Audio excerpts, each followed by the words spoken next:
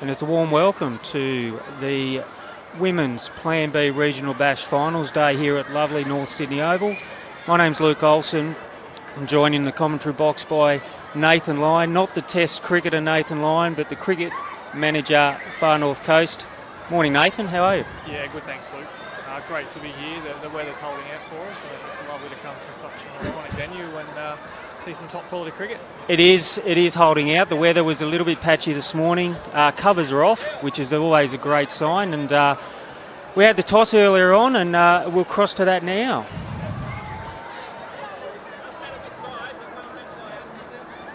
Okay, we're here at North Sydney Oval this morning for the Plan B Regional Finals between the Coffs Chargers and the Newcastle Blasters. We're here for the toss this morning with captains Kate Jackson and Kirsten Smith.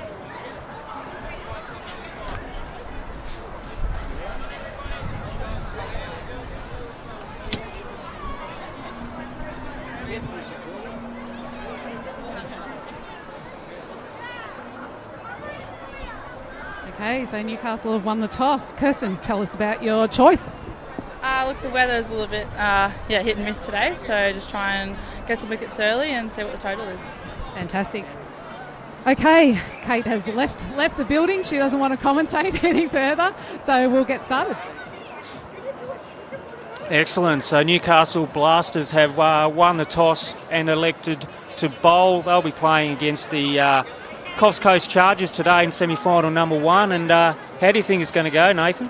Yeah, I think it's going to be a really tight game. I know these two teams have met in the round games prior to this point, and I'm expecting a close affair. And I think it looks a pretty good wicket, so a nice positive start with the bat should put Coffs Coast in a great spot. Yeah, no, so I really do think it is a bit of the way of T20 cricket nowadays, isn't it? Win the toss and generally bowl, gives yourself a chance to utilise those conditions, and I think a lot of teams like chasing now. They know what they need on a over by over rate, and that can allow them the ability to time their chase, and I think teams seem to be more comfortable doing that nowadays. We have umpires David Granger and Bede Sadjewicz coming out on the ground now to a guard of honour, which is lovely. There's school kids from across the road here at North Sydney. They've formed a guard of honour for the umpires and the players, and it's great to see some kids down here enjoying a day of cricket. Oh, it's adding to the spectacle. I think it's fantastic, and there's a great atmosphere and plenty of noise happening, so great experience for the girls to have a bit of a crowd around. Opening bats for the Coffs Chargers coming out now. Just give us a chance to see Kate Rowlands opening the batting. Captain Kate Jackson, so they're going to be hoping to put some quick runs on the board early, take advantage of obviously the power play and fielders being up inside the circle, and they're going to be wanting to take advantage of this lightning fast outfield. Ground just looks in spectacular condition, doesn't it, Nathan? Oh, awesome view from up here, and I think to your point about the power play, a nice positive start and minimise the wickets in the power play will put them in a really great spot to build a great total and hopefully come out and defend later on. Newcastle Blasters are out now.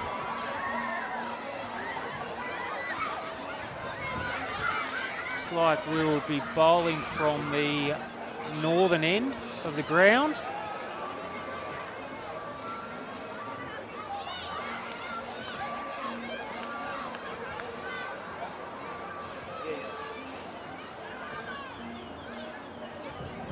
And it looks like Abby Taylor is going to be opening the bowling. Spin to start off the game. What are your thoughts on that, Nate? Yeah, fairly common theme to start with these days is to sneak an over or two a spin into the power play and really put the screws on nice and early. So be interesting to see if it comes off for them. It will, skid on a little bit to the bat. Hopefully get a little bit of turn there. I was out earlier and having a look at the wicket, and there is a nice coverage of grass on it and some green grass there. So a little bit surprised. I thought they might have tried to use a little bit of seam early, but But no, I think it's good. Mix it up and see what happens. Yeah, it'll be interesting to see if it does take a bit of turn early on as well. Then, we'll get a good look at the facilities and what they're going to do. So.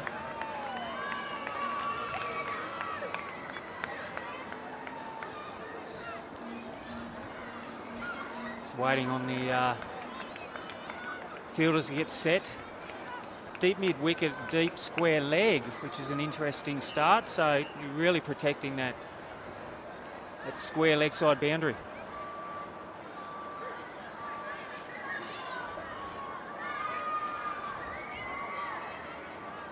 A little bit of a hold up here. Kirsten is just taking a bit of time to get her field right. And they've got an extra fielder on the ground, so I think that's where the problem is. But that's all right. We'll get there eventually.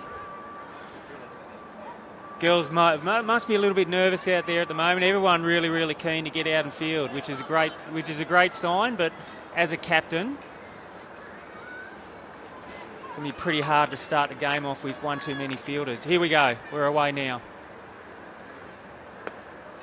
Good shot. Sweep out deep square leg for a single. Good start to the game for the Chargers. Yeah, off straight away, which is a positive sign. Getting off strike early is really important in the T20 format, as we know. Rollins to face now. So you want to get off the mark nice and early and start rotating that strike. Taylor coming in to bowl. Late cut and take a quick single there. Good fielding, good running, good all-round cricket. Yeah, great cricket all round there again. A positive start, looking to get off strike, get to the other end.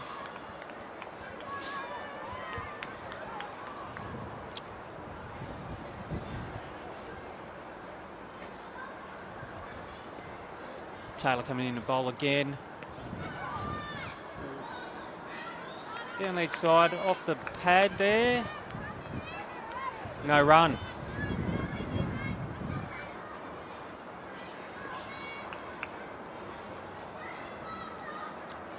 Taylor in again.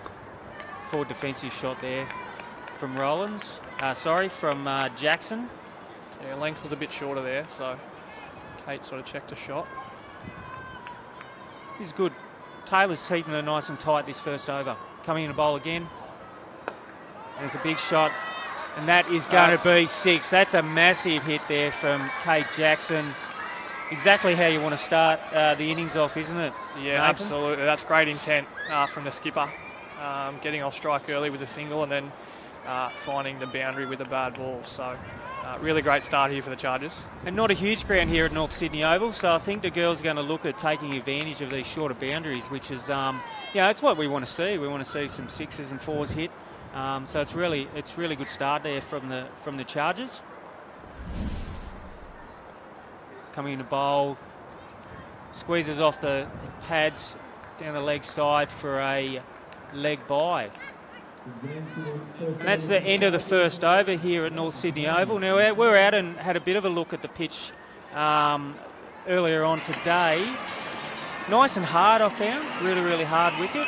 Like I said before, a little bit of grass on top, which is always nice for a 2020 match. I think it's going to be a really good mix of benefit for bat and ball today. We've got some. It's like another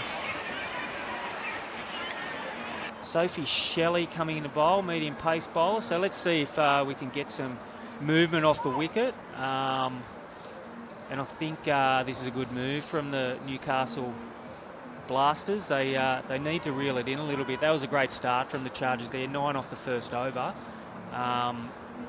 Kate Jackson is looking in some good form, so I think she'll be looking at taking it up a notch here while the fielders are in. Yeah, absolutely, and I think the Blasters will be looking for a nice tight over here just to sort of reel back that fantastic start from the Chargers. The wicket looks really good. I think that, as you said, there'll be a mixture of sort of success for bat and ball if you find the right areas. So Shelley coming into bowl now. Good shot there from Jackson. Cut shot, just a slight misfield which allowed a single. looking for the second. I think that was a good decision not to take that second run.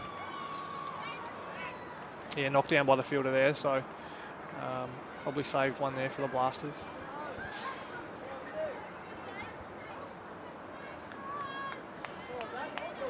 Starting to clear up into a really, really nice day here at North Sydney Oval.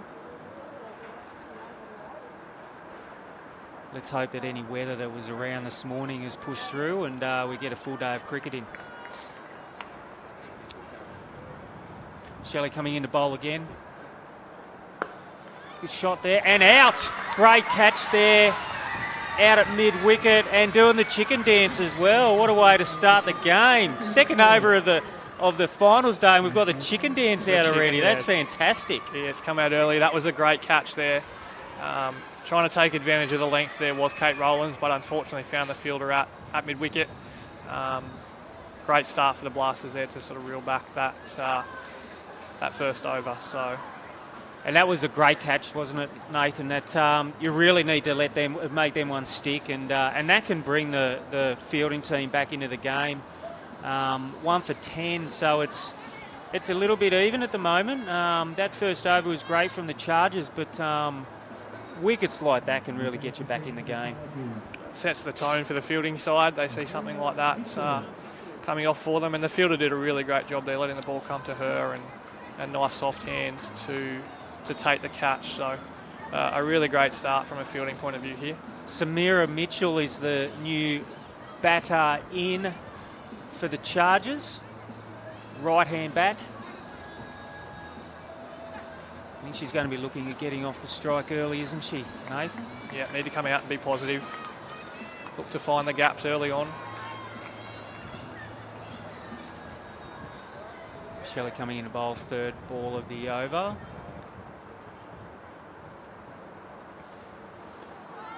Outside off stump. Swing and a miss. A little bit of nerves, obviously. You can't really tell at the moment what the wicket is doing, but she's bowling with a nice bit of pace.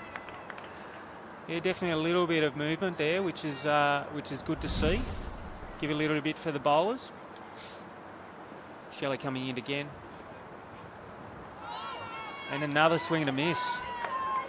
And again, a bit full of that ball. That length was very drivable, but again, some nice bit of shape from the bowler there. Yeah, really important here for Chargers to take stock and not lose multiple wickets in a row. Really, really important in T20 cricket to make sure you consolidate after a wicket has fallen. Shelley in again to bowl. And another ball outside off stump there and another swing and a miss. So a little bit of pressure on Samira Mitchell now. Obviously getting a sider, but she's had three big swings at those ones and missed every one of them. So she'll want to get some bat on ball here. Yeah, this has been a great over from the Blasters. Shelley coming in again. Great defensive shot there. And the end of the second over, Coffs Coast Chargers 1 for 10. Yeah, a great over there to recover from that first over of 9. And the wicket as well, which will have the girls up and about in the field too. So great start to the game. You know, it is evenly poised at the moment. That second over there from Sophie Shelley really reeled it back in. Great catch. Yeah, fantastic start to the game here. Jackson Battle back on strike. I'm sure she's keen to. She'll be keen to get some more runs here. Emma Jane Howe coming in from the northern end of the ground. And it's been called a wide. Just some nerves there. Sliding one a bit wider, trying to tempt Kate Jackson into a cut shot. Howe coming in again to bowl.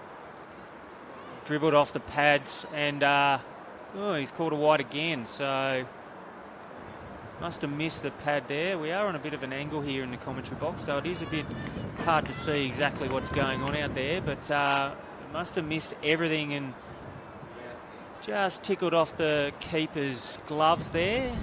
Through for a leg side wide. Yeah, caught the keeper on the way through. An extra run there. So a score along to 12 now, 1 for 12. In the third over. Howe in the bowl again. Swing and a miss from Mitchell. This is a good ploy from Newcastle, bowling with spin from this end. Howe in again. And good shot there from Mitchell, but out to point, no run. Yeah, it seems to be doing the job, just taking the pace off the ball after that previous over. And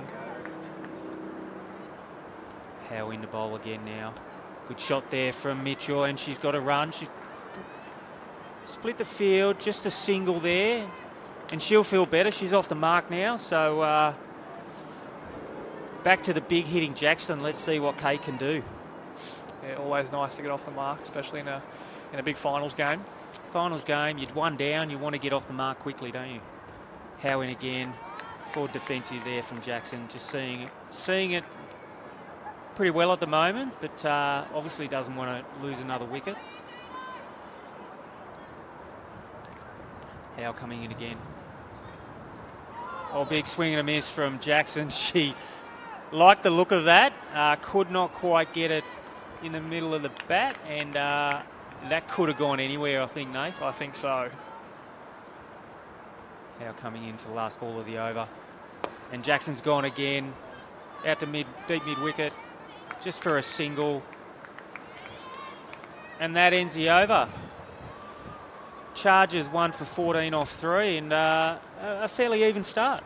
Yeah, I'd say so, Luke. I think it's has been a bit for both bat and ball, which has been nice. Kate obviously showing a bit of intent early in her innings, but also willing to defend the good balls and value, put a bit of value on her wicket. So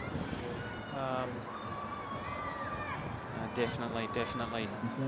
Going again with pace from the... Shelley going again, which is a good move, taking the wicket there earlier, Rowlands, the dangerous Rowlands. So Shelley coming into bowl now. Oh, that's a good ball there from Shelley. She's bowling with a little bit of pace, which I think is hurrying up the Chargers batters, and they're struggling to get bat on ball here. Yeah, big adjustment from the slower bowler at this end, and that length was much fuller too, sort of enticing Kate into the shot. Shelley coming into bowl again. Shot there from Jackson, but just out to the covers and no run. Yeah, again, hit well, but finding the field. A couple of dot balls now Kate has faced, so should be looking to be positive and get off strike down to the other end and continue the momentum.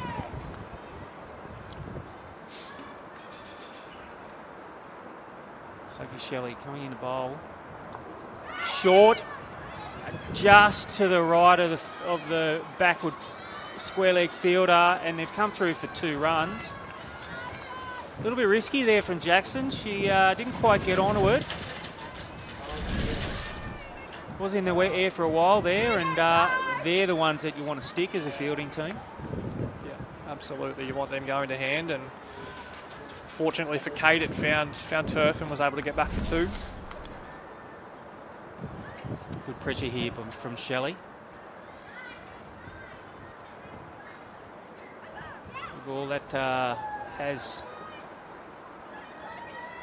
drifted down the leg side.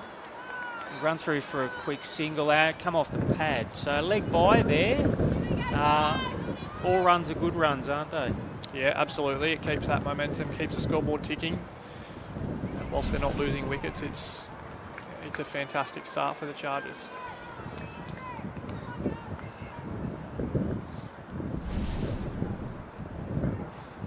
Penultimate ball of the over coming up now from Shelley.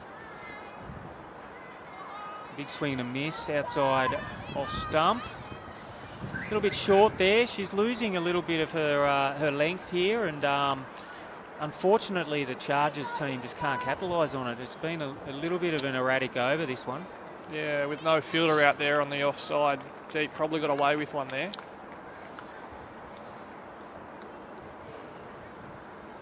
Last ball of the over, Shelley coming in to bowl.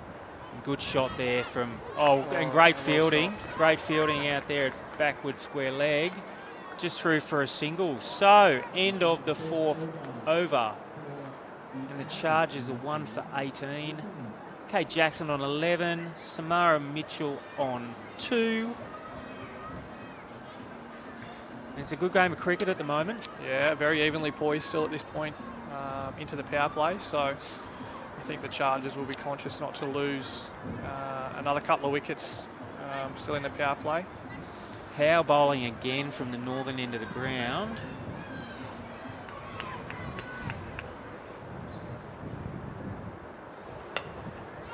Good shot there. Out to extra cover, no run. Samira seems to have got her eye in now and playing some good shots, just can't break the field. And the bowl again. No run there. Sent back quickly from Jackson. No run, fielded by Smith. Howe coming in to bowl again. Good shot there, bump ball.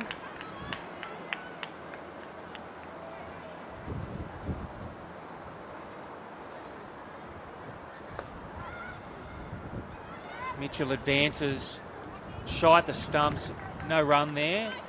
It's good fielding, and this is putting a bit of pressure on the Chargers team. Yeah, this has been a great over so far.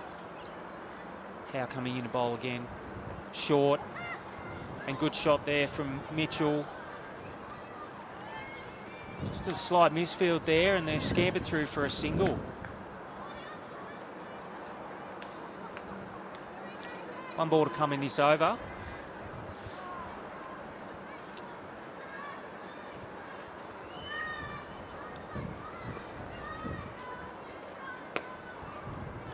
And great bowling there from Howe. It's been a really, really good comeback from Newcastle, I think. 9 off the first over and 1 for 19 now off 5. They'd have to be happy with that. Yeah, really pleased with where they're at this point in the game.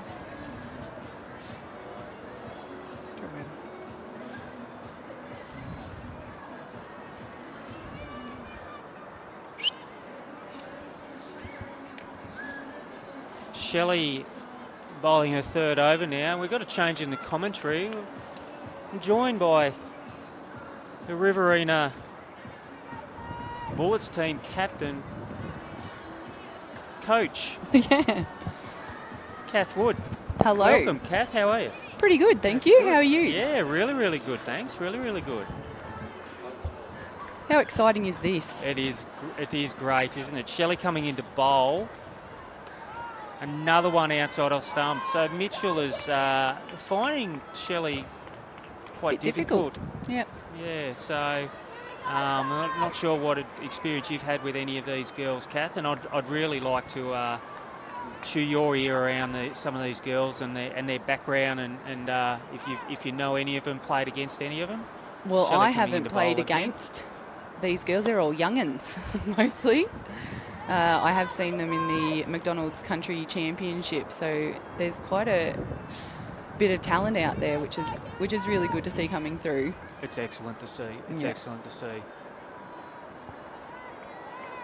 Really tightening the screws here, Newcastle, aren't they? Lots of dots. They've really taken it up to that after that first over. Shelley coming into bowl again. It's not getting down. It's staying a little bit Yeah, low. it is starting to show a little bit of uneven pace. So I think for your match this afternoon, Kath, you're going to have to take notes and Definitely. No, a lot of on the front foot, I think. Getting over the ball. Definitely. Yep. Samira's standing quite tall as well, so really not getting over that ball. Shelley in again. Ooh. That is a great ball there. That's good length. And a play and a miss again. They'd have to be getting in her ear about how many times she's played and missed. I think if any good wicketkeeper here would be talking after every single delivery. I definitely would be. Reminding her of the fact that she can't quite get bat on ball and maybe needs to move over and let someone else do it. Shelley coming in for the last ball of the over. Oh, and that gosh, was very close. Turned awkwardly there. Not quite, maybe drifting down a leg. Good shout from the girls, though. And I think the scoreboard may be a little bit out of whack here. It seems like there's one more ball left in the over. Scoreboard Geez, that saying end of the over. It did straighten, didn't it? Did straighten rather nicely there. Unfortunate, I think, for Shelley not to... Yeah. Some nice movement out of this wicket. Shelley coming in for the last ball of the over. And that's going to be a wide. So extending this over maybe a little bit more than what it should be. But anyway, I'm just hoping the scoreboard operator might have just got a little bit ahead of themselves. Perhaps. Maybe they knew that was coming. A little bit excited.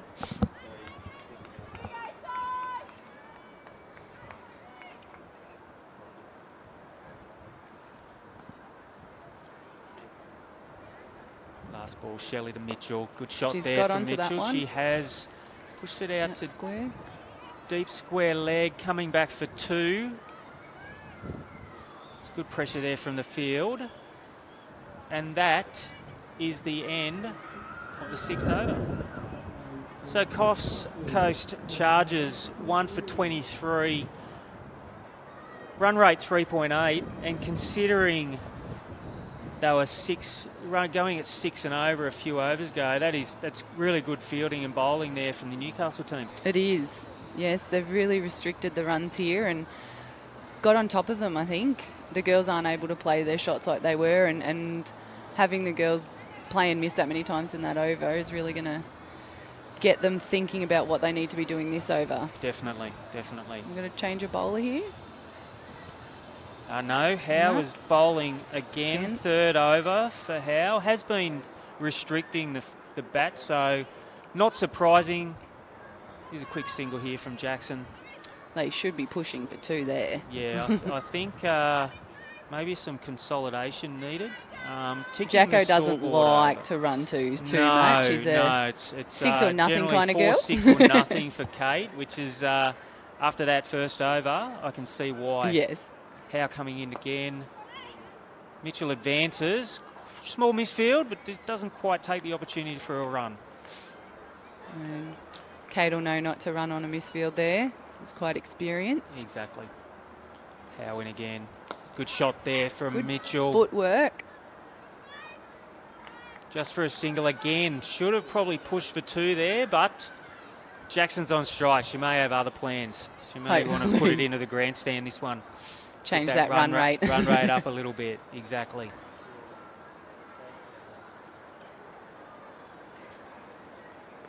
Howe bowling to Jackson. Bit short. Jackson, big swing. Let's just squeeze down for a single. And how's your team looking for this afternoon, Kath? You're pretty confident? Well, we have had a last-minute change due to the lovely spicy flu. Please fill us in. Lisa Cushard is out. Oh, sister's gone. She's caught it, has she? Or she's a close contact. That is gut-wrenching. The way of the world at the moment. It's frustrating. It's frustrating. As Howe comes into bowl to Mitchell, good shot there. Just squeezes past the ring of fielders out for a bit of a mix-up, but no, just for a single. We have lost one of our more experienced commentators in Paul Brockley from the Illawarra. He has woken up this morning with a little bit of a tickly throat, so hasn't come up to Sydney. No risks. Ooh, play and miss. Playing a miss outside off stump there, and unlucky not to find the edge. And that's the end of the 7th over. She looks disappointed with herself there. She does. So, game's evenly poised. Only 1 week down, so Coffs would have to be happy with that. Definitely. After 7 overs, you want to only be 1 or 2 down. Not sure how deep they bat, but They've got a fair few decent middle order batters, good. so That's good yeah, to hear. they'll go all right. Yeah, exactly. Excellent. Change Yeah, of bowler. not a bad side. Not a bad side Change at of all. bowler here. Not sure. Can't see the number. We'll let you know as soon as we know.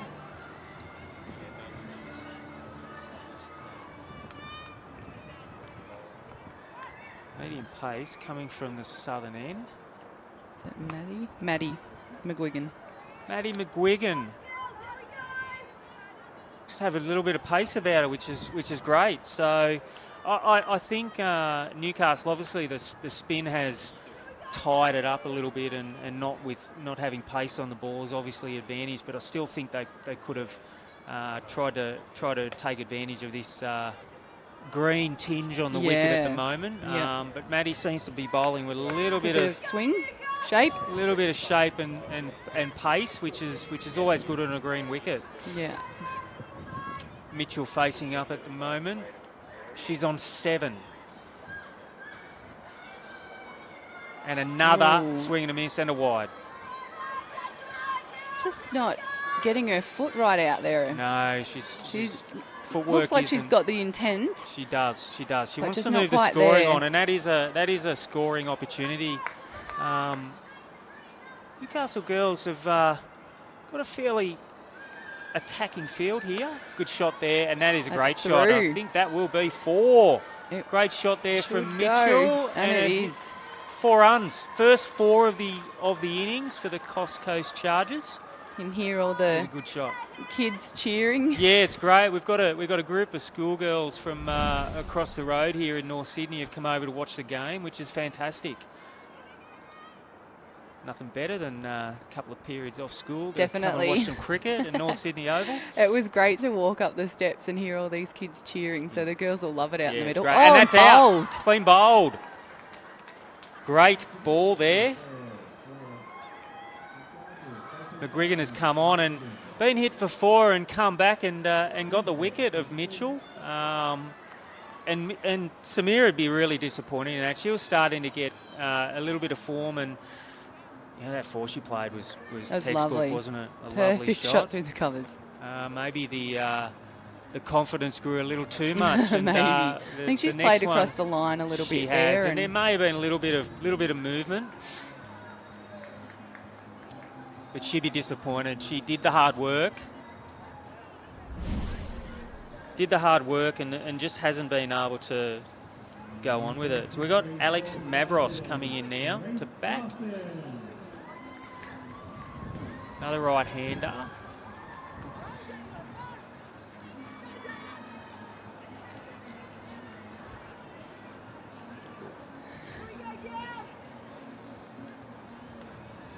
So Kath's been getting some sledging here from my from lovely our husband. viewers. Yes.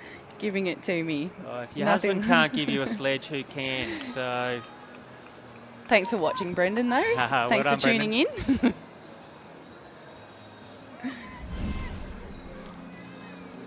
I'm sure another sledger from down in the border region will be watching again, Robbie McKinlay. Oh, I'll hear from him soon enough. Probably disappointed isn't here. McGuigan coming in again at a wide one.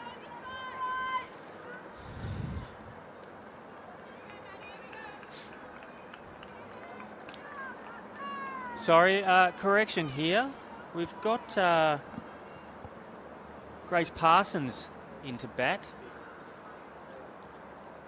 And good shot there. Got her hand to that. That's well fielded. Bit of a misfield there, and they've scampered through for a single. So Parsons is off the mark. Jackson's on 13. She'll be facing up to McGuigan now, who's about to bowl the last ball of the over. Evenly poised. Really evenly poised at the moment. With Jackson in, she can do anything in the back She end of is a these dangerous innings, so player. Very dangerous.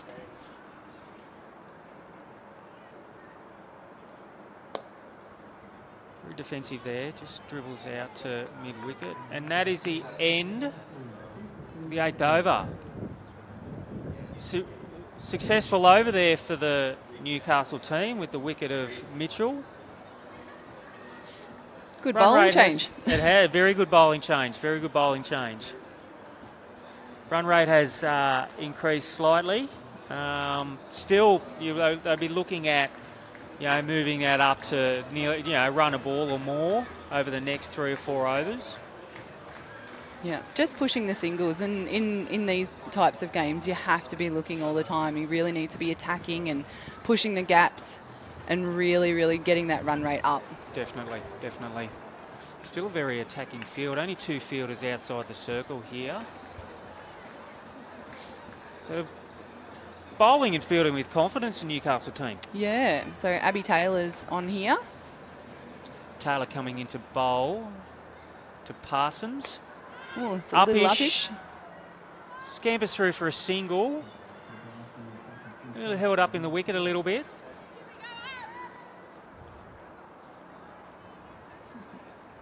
Playing her shot over again. They're pushing the field back a little bit for Jackson here. Jackson did like the look of Taylor in the first over, so let's see if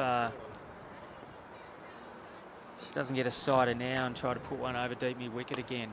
Pushes for a single down the ground, and this is smart cricket here from Jackson. I think she sensed that they need to tick the score along a little bit. Yes. And make sure that they get a competitive total to defend. Definitely. They'll be able to do that as well, so they'll keep pushing here. Taylor into down Parsons. The wicket. Good shot there from Parsons. Just beats the field, and they're going to push back for a single. Good running there by Kate Jackson. Running to the danger end. Good cricket. I'll remind her that I saw her run fast once then. I think a few of us will. So she can do it. She can do it. I'm still in her bad books. I ran her out once. Oh, okay. Okay. Once bitten, twice shy, yes, they say. Yes. Taylor in to Parsons. Ooh, outside edge. Doesn't quite get past the field, and it's no run.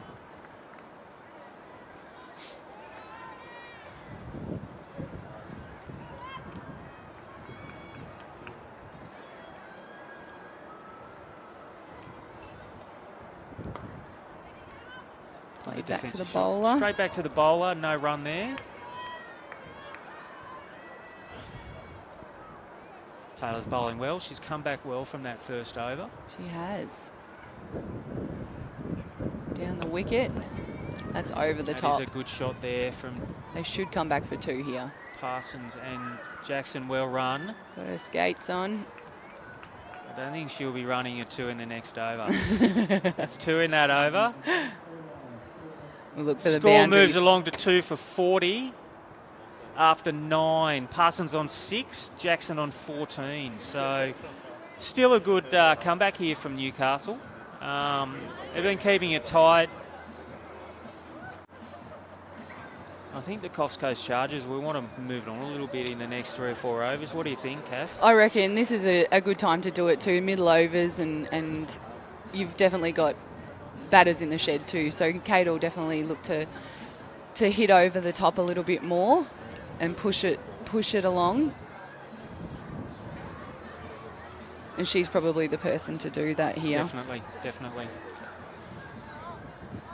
I mean, T20 cricket is around moving the ball around when the bowling is good and taking the singles, but then loose deliveries need to be dispatched, don't they? Yeah, you really definitely. need to take advantage of them.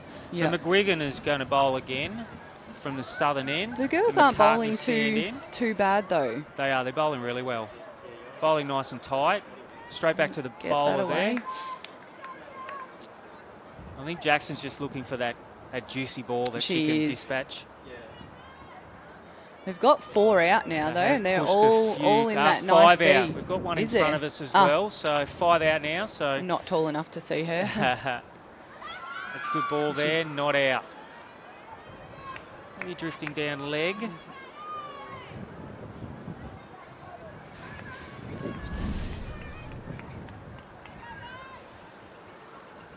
Yeah, down leg. Definitely. Great decision there by the umpire. Very experienced umpires in David Granger and Bede Sedgwick. So yes. The girls are really lucky to have such a great ground to play on. But it's just a great day to be involved. I'm excited just to be here. I bet you are. I bet you are. McGuigan in again. There you go. Beats the field and pushes She out should for push a for single. 2. Oh, And they're she's coming turned back. blind. What is she doing? Easy 2. Ooh. Well run, girls. Well run. I think they can sense the need to pick up the scoring a little bit. Still a run rate of 4.4, so probably want to be looking at a little bit higher than that in the next few overs. McGuigan coming in again to bowl to Jackson. Good shot there. Beats the field. Just a single this time, and we're going to push again. Kate doesn't want to. It's a bit bite wider off there more than as she well. Can chew. Yeah, a little bit wider. So she's swung at it. But that field is out now, so it's going to be a little bit harder to find those boundaries. Yeah. Pulled them all in.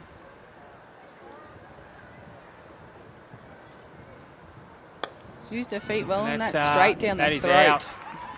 Parsons being caught. The celebrations. It didn't bring the chicken dance No. out. That's a second catch there. The celebrations are pretty good here from the Newcastle team.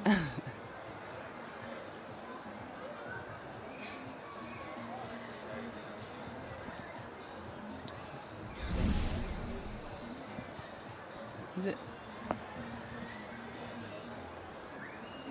No, I think it's 12. So we've got Georgie Martin. Georgie Martin coming in to bat now for the Coffs Coast Chargers team. 3 for 43. So, what do you think's a good score here, Kath? Oh, you'd have to go par easy 120. Anything over that would be a very, very good score. Yeah, and I think the Coffs team, anything over 100, they'd be okay with. Happy with anything over 120, I think, at the moment.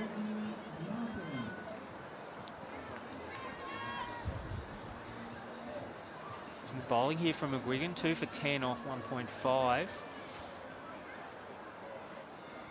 think she's just bowling good length, letting the ball move. Oh, that's another uppy shot from Martin.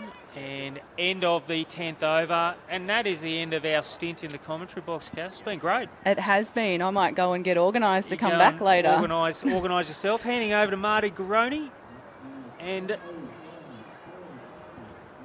Joe Everett.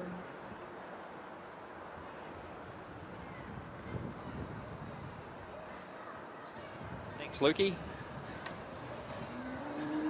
Welcome to all those watching out in streaming land. And it looks like it will be Abby Taylor to continue. Bowling to Kate Jackson.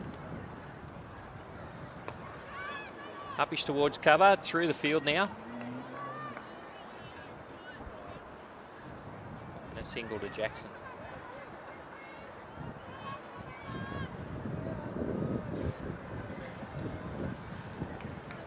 Welcome, Joe. Hello, good to be here. What a gorgeous day here at North Sydney Oval. Fantastic to watch. Hopefully the rain stays away. Georgie's had a look at that and let it go.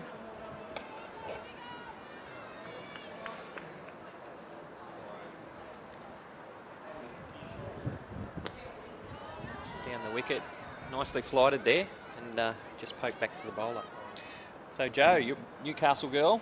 I am. And down here, I guess, supporting the Chargers. Well, it's funny you say that. The Newcastle Blasters, sorry. Yeah, growing up, I guess, living and playing for Maitland in various sports, Newcastle was our biggest rivals, and only yesterday did I realise that I'm their biggest supporter today. So for the first time, going for Newcastle, but with, I guess, some fellow Cricket New South Wales colleagues in the Chargers, it'd be good to see them get a win too.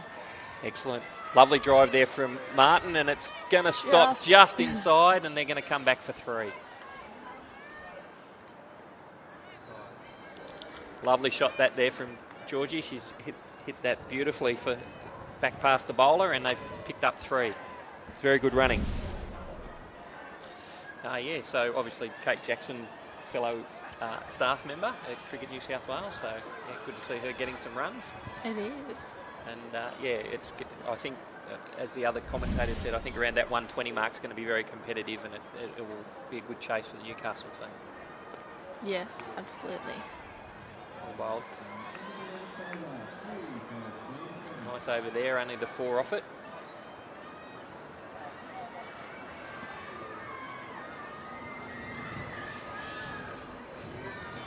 I wonder if the viewers can hear our school kids cheering quite loudly out there. We're lucky to have some Year 7 and I think Year 10 girls who are looking to start a cricket career. So yes, there they are. Fantastic. Very of them excited. Absolutely fantastic of them to come across and watch the action, and more importantly, they're getting really involved. So they're loving the music on the sidelines. Yeah, thanks to Dave Winyana for supplying the good tunes out there. We've got Jackson on 18, Martin on 3. So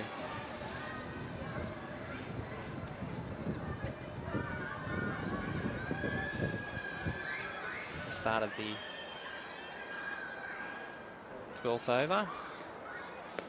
Ooh. Flicked nicely there by Martin. It's pulled up though. It's probably not going to make it to the boundary. They've come back for 2.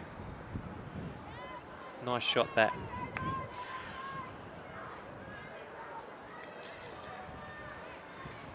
Andy McGuigan continuing to bowl for the Newcastle team. So if you had to pick a team to back in this one, who are you backing at this stage, Joe? Oh, I think Newcastle have come in a bit understaffed. We've had a few of our players out. I think, Coffs are ready to take it. They seem pretty fired up this morning. So, I think I'm going to go with Coffs as much as I am from Newcastle at the moment. Yeah, well, I guess what we're hoping for from all 3 games today is a nice close contest and some really good cricket. At the moment we're seeing some great bowling here from the Newcastle team. They're really putting the pressure on Coffs Harbour as Martin flicks that one out to mid-wicket for another single. Yeah, it's very tight. There's not a lot of missed opportunities so far. Jackson comes back on strike and the field spreads again. So they seem to be trying to contain Martin and then putting the fielders out when Jackson comes on strike. So only the 4 fielders inside the square, inside the circle.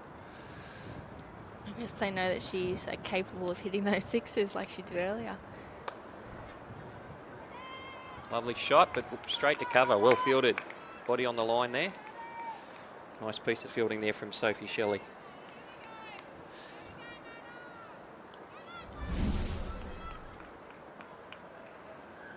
Yeah, nicely struck. Getting the body behind it, beautifully fielded. Running through. Oh. That's the leg by, and they've got an overthrow. Chance of a run out, missed. They've got through for an overthrow. It's 2 leg buys. Handy runs these. Coffs will be happy with that. So, Joe, your role at Cricket New South Wales? Yeah, so it started about 3.5 months ago as the competition coordinator for Hunter. Love what I'm doing so far, and it's great to hopefully get some more cricket, keep the rain away, and get cricket rolling on a Saturday morning and afternoon. Excellent, and you're doing a great job up there, managing all of the competitions and getting cricket on the park. And as you said, yes, I'm based up at Coffs Harbour, and it's been a very, very wet summer so far. So any cricket that we get to play is a bonus. Yeah, my Friday conversations with Jacob and Geordie is usually, cricket's off for the weekend. We've called it all. It's been a bit of a slow start to the season, but hopefully after this break it'll be, I know the kids are keen to get back into it, so any opportunity that they can to get out in the park, they're there. So fantastic. We've got a change in bowling here. It looks like Sophie Cook coming on to bowl. By the looks of things, she might be bowling a bit of leg spin. So a lot of spinners in the Newcastle side.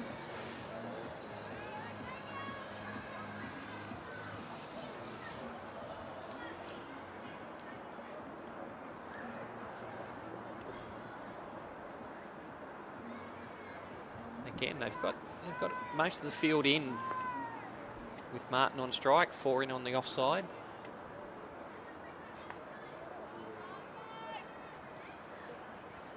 Juicy full toss. Unfortunately, couldn't get hold of it and just bunted it to mid-wicket, so no run.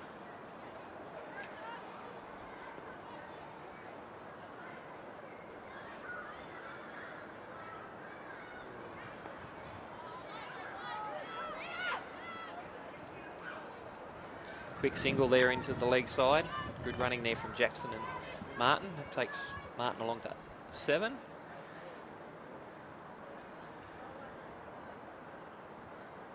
Again, the field spreads when Jackson comes on to strike. So good tactics here from Newcastle. Really trying to put some pressure on, and then putting the fielders out when Jackson comes on strike. Well, that's down the leg side. That's going to be a wide. So some really good talent out there, young talent out there, Joe, and you've probably seen a few of these girls. Cricket, junior women's cricket in Newcastle fairly strong. Yeah, it's definitely getting stronger. Oh, just dropped catch. That one. They're going to get a couple. Great effort out there on the boundary by Emma Jane Howe. Great effort. Unlucky. Sorry.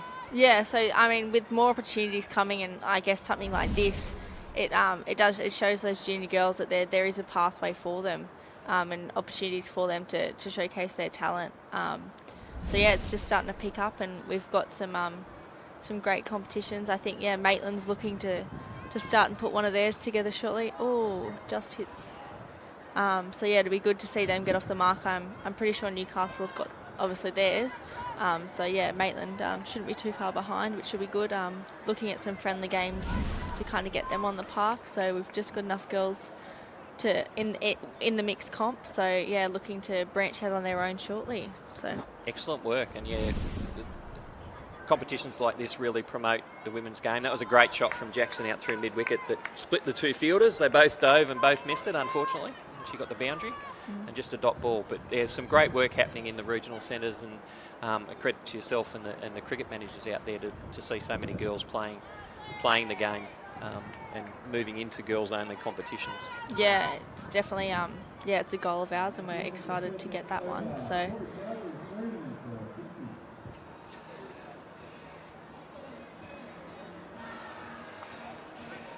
Hopefully we inspire some young females out there for the metro sides down in the crowd. Get them in playing a bit of Woolworths Cricket Blast.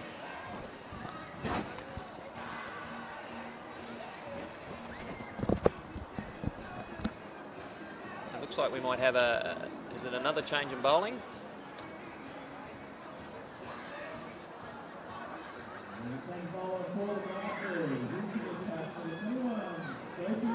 Sophie Frith coming on to bowl from the top end. Another good over there from the Chargers. So they've got 7 overs to go now, score of a 60. They're probably looking to try and get that 120, 130 if they possibly can. Inside edge there, back past the stumps. Good running again from Jackson.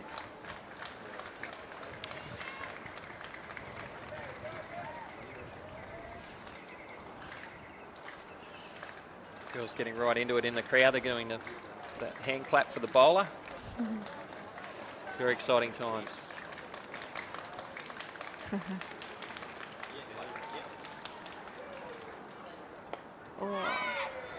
Squeezed that one out over point for a single.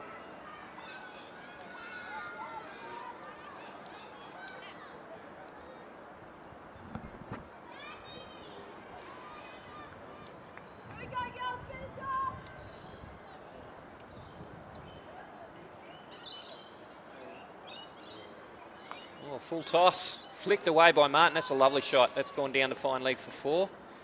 Really starting to put the foot on the pedal now. The Coffs Coast Chargers. That's a lovely shot from Martin, and she's really upped the ante since she's come into bat. Yeah, it's been good for them. I think you're right. They need to put the foot down a little bit if they want to hit that 120 mark, which we've discussed as being kind of the benchmark. Just a loose delivery, a bit of a full toss there on leg stump. Always gonna be costly. Yes.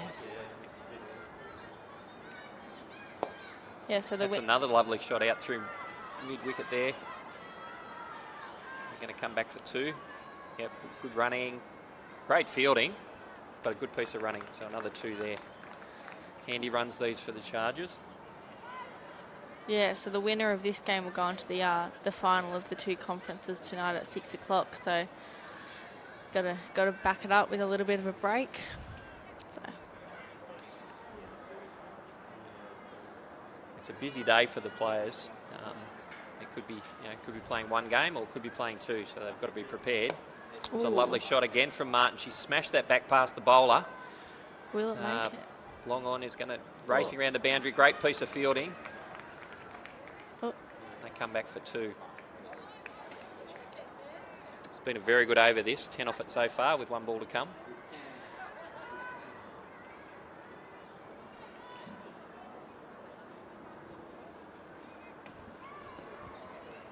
So, Joe, do you play cricket yourself? Oh, look, I'm not currently.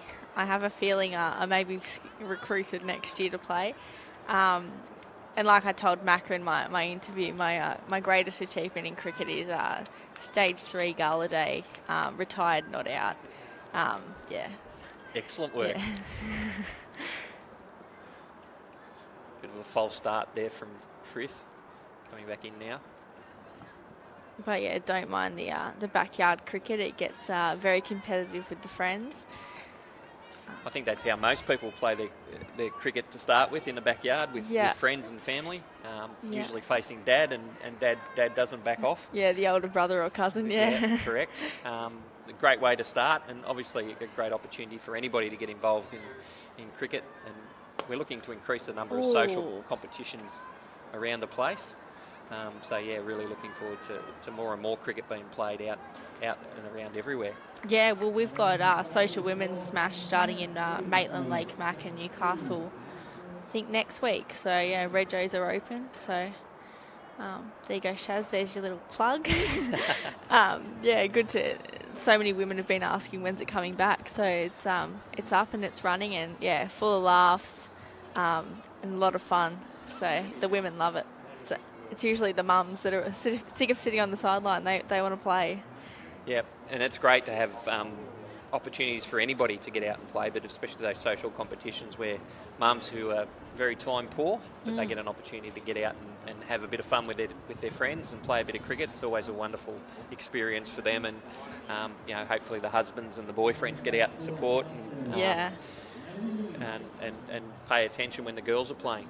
Yes. Yeah, a few mother-daughter duos, which is nice. So usually it's father-son playing, 5th grade or first if that's your level. But yeah, it's nice to have the opportunity for mums to come along with the girls. McGuigan to continue here to bowl her 4th over, and that was a very good over there for the Chargers, getting 12 off that one. So they've moved along to 3 for 72 with 6 overs to go. So that 120 is probably looking a little bit closer now. And they just need to keep this momentum going into the back end of their innings. Yeah, Martin's definitely put the foot down and got them going.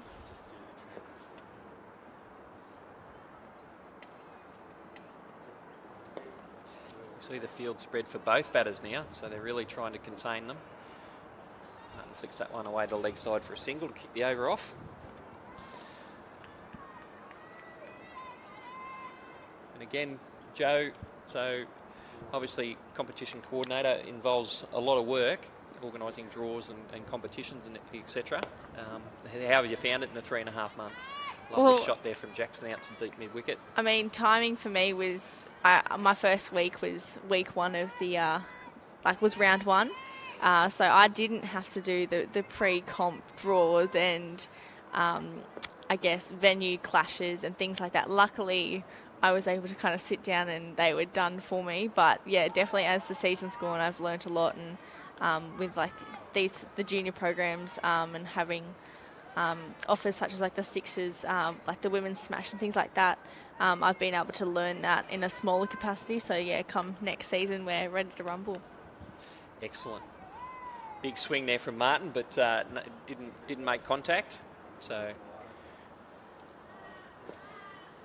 Wigan has done a fantastic job with her 3.3 overs so far, a couple of wickets.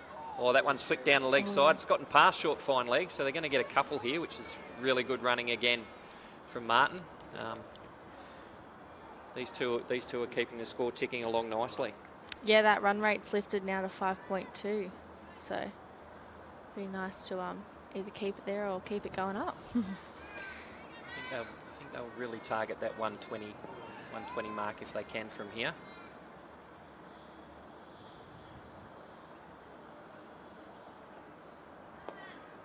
Another nice shot there from Martin out through square leg. Just a single this time though. Nice piece of fielding there off the boundary. Yeah, so I think McGuigan will be very happy with her work so far today. She's bowled really well for the Newcastle team. Done a fantastic job to keep it to 2 for 18 off her nearly 4 overs now. Yeah. Oh. Well, that's gone up in the air. Who's got it? Oh. And it's she caught. got it. Oh. Well, that's good for Emma Jane. She had the drop catch earlier, so it's good to see her secure that one.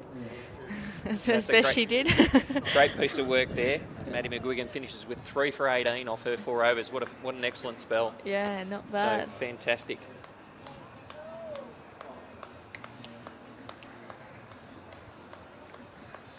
Well, thank you, Joe. It's been great to have you here. Wish you all the best with the Newcastle competitions, and you keep them going. Yeah, thank you. And we'll welcome Joanne Scanlon, the Community Cricket Executive Team General Manager, to the microphone. Hello, Marty. Hi, Joe. How you going? Very good, thank you. Welcome. Yes, thank What you. a great day. I think you turned up just as all the kids were chanting in the grandstand. Yes, I did, and they've just headed off now back to math class, so good that they're learning. And the new batter for the Chargers is Joe Borgia. So a bit of experience coming to the crease for the Coffs Coast team, and they'll be looking to keep the momentum going with 5 overs to go. So you've been with Cricket New South Wales now for 6 months? Yes, I have. Bit over. So how have you found it? And obviously a day like this for women's cricket must be exciting to see. Yeah, lovely, beautiful day, and lovely to see the women out there playing fantastically. Yeah, very exciting, and a great 6 months.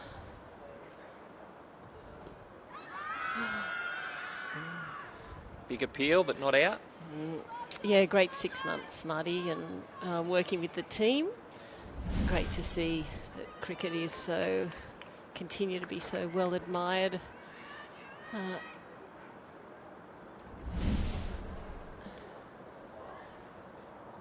So it's Frith continuing. Oh, missed by the keeper, and they've jogged through for a bye there by the look of it. Yeah, all handy runs at this stage.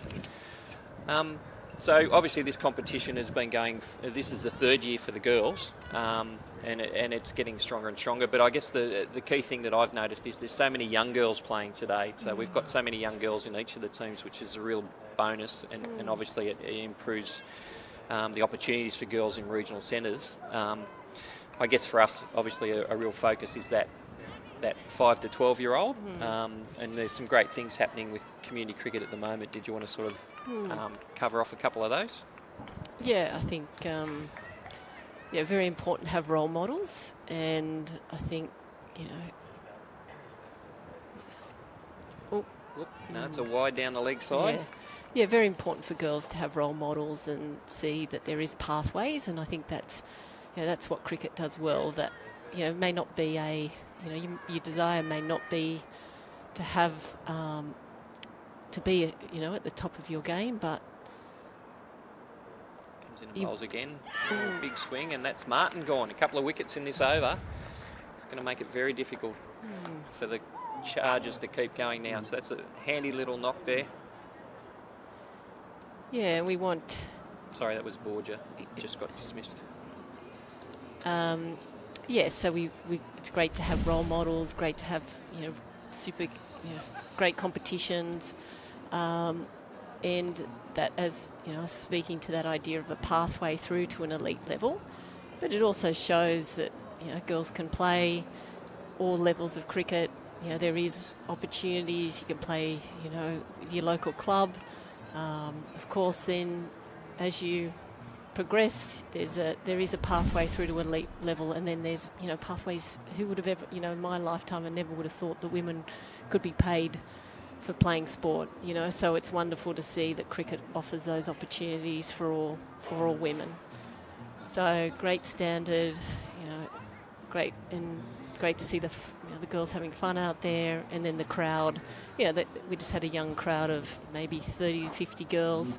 You know, great for them to see women's cricket being played on such a fantastic oval. Yeah, it was really good, and well done to the community cricket staff that organised the girls to come across and have a look. And they really got into the spirit of things, which was great. And it's really exciting. So new batter is Mel Norrup, another Cricket New South Wales staff member. So very generous of Cricket New South Wales to allow them the day off to play cricket, but that's a wide down the leg side. But they've really taken it to heart, and I know that the girls really look forward to these competitions. And I know in northern New South Wales we had a stage 2 girls comp that was played just after Christmas, and you know, had teams from each of the cricket councils, and the girls had such a great time. They really enjoyed it. So there's more and more competitions happening, which is fantastic, and we just need to make sure that we're providing opportunities for girls of all ages and stages to be able to play, as well as the boys. So days like this really do showcase, and fantastic opportunity for these girls to play on such a magnificent facility. Yeah, and a big thank you to the girls for travelling, and their families and their support teams. You know, none of this happens obviously without, you know, a supportive structure around you. So big thank you to the girls and their support teams, family, clubs, etc., and their workplaces, if or their schools or their universities. So, well, maybe uni's not back yet, but yeah, big thank you to all those that support the girls out there today.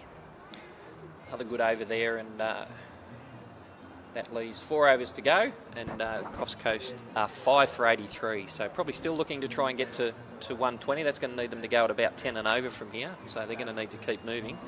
But yeah, a huge thank you to all of the players and the umpires who have come along today. Obviously it's a day off work, or I think for a lot of the kids a day off school, the players, but that's okay. But it's fantastic to see them out here and having so much fun.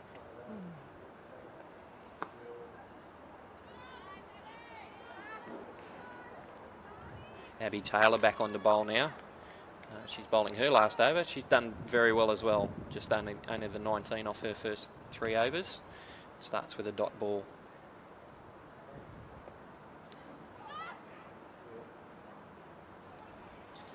Two dots in a row. And obviously, with our focus on the 5 to 12-year-olds, we're still trying to keep blast competitions open and start a few new ones. So we're really looking to try and get some more children into cricket in this term 1. And it's great to see the work that's been done by the cricket managers out and about across the whole state in metropolitan areas and country areas that promote that. Yeah. Down the wicket. Oh, she's got an edge on that. Past the keeper. Yeah, very important, Marty. I think well done to the team.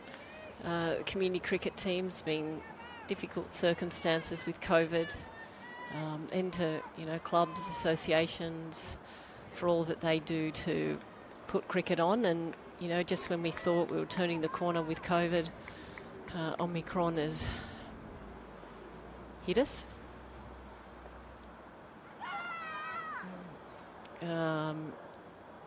So it's great to see a real focus on getting as many kids, you know, into cricket this term, and building off the success of the women's Ashes, the men's Ashes.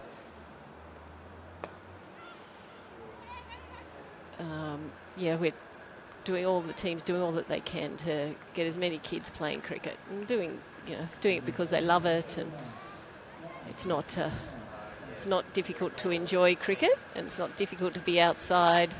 It's maybe just some nervousness across the state from parents trying to navigate what they have to do with COVID testing, and schools being a bit hesitant to have people on site. So, yeah, well done to all the team and to everyone involved for doing what they can to allow kids to be outside and playing cricket. Absolutely. And it's Frith coming back on at the top end. That was a good spell from Taylor. She finished with 21 off her 4 overs. And that was a very tidy over with only a couple off it. So they're putting the pressure back on the Chargers now. That's a lovely shot there from Martin. That's raced out towards square leg boundary, and it's going to stop. No, it's made the boundary. Stopped right on the rope. No. Excellent placement. Lovely. Sorry, that was Norrup. Beautiful shot there from Norrup off her pads out to square leg for 4, stopping right on the rope.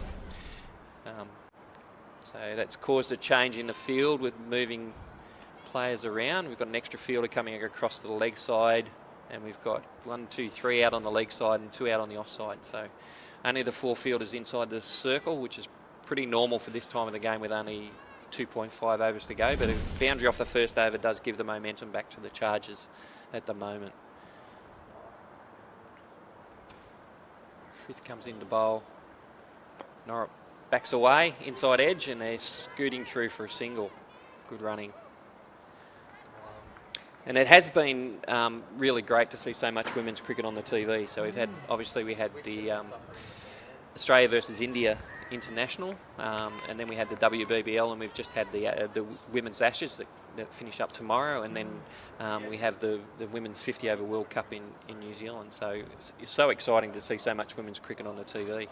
Yeah, definitely, and also that it's being well watched. So it's certainly with women's sport, traditionally maybe not getting the viewership, but really strong viewership across the country and I'm sure overseas. So yeah, it's great that people are interested, people are watching, and of course, as we know, that drives sponsorship dollars, which is great.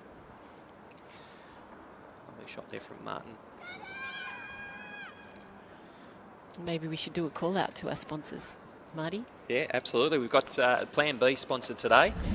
So we've got Plan B, obviously making sure that if you drink, then you don't drive, and you make sure that you look out for your mates, male or female, when you're out drinking, is that you make sure that they don't drive if they've had too much to drink, and that they've got a Plan B to get themselves home safely. And it's a huge thing, especially in regional areas. There's so many accidents in regional areas that do involve drink driving, and we are so proud that we are sponsored by Plan B and Transport New South Wales to Services New South Wales to that extent that we do promote that message widely across regional New South Wales and Metro New South Wales. Big hit there from Norrup, and it's fallen short of long on, and they get through for another single. Yeah, big thank you to Transport for New South Wales and the sponsorship. It's great to see the girls with their logos on their chest. Thank you for their support. Very important for women's cricket or cricket in general is to have those sponsors that can assist with putting competitions on, making sure players are kitted out. They look great out there. So thank you. 5 for 92 with 2 overs to go. So the 120 is probably looking out of the picture at the moment, but I think they want to finish off with a couple of good overs. Maybe if they can squeeze up to 110, that's going to give them something to bowl at. So looking keen to continue their scoring, and it is Emma Jane Howe coming back on to bowl. Bowled beautifully early, 3 overs for 10. She's been very tidy. Just a dab on the offside there from Norrup as they push through for a single.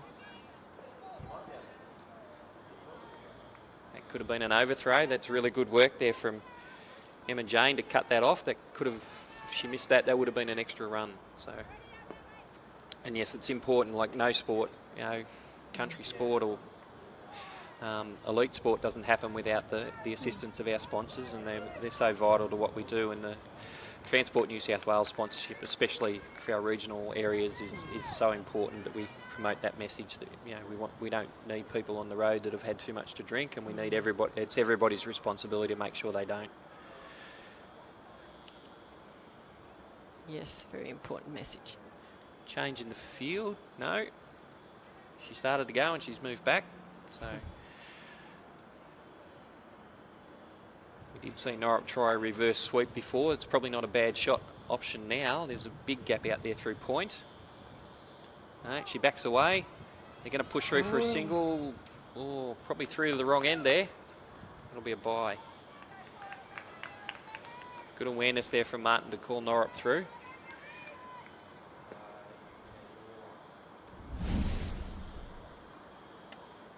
In the bowl. Quicker delivery, that's well bowled. Not a lot Martin could do with that.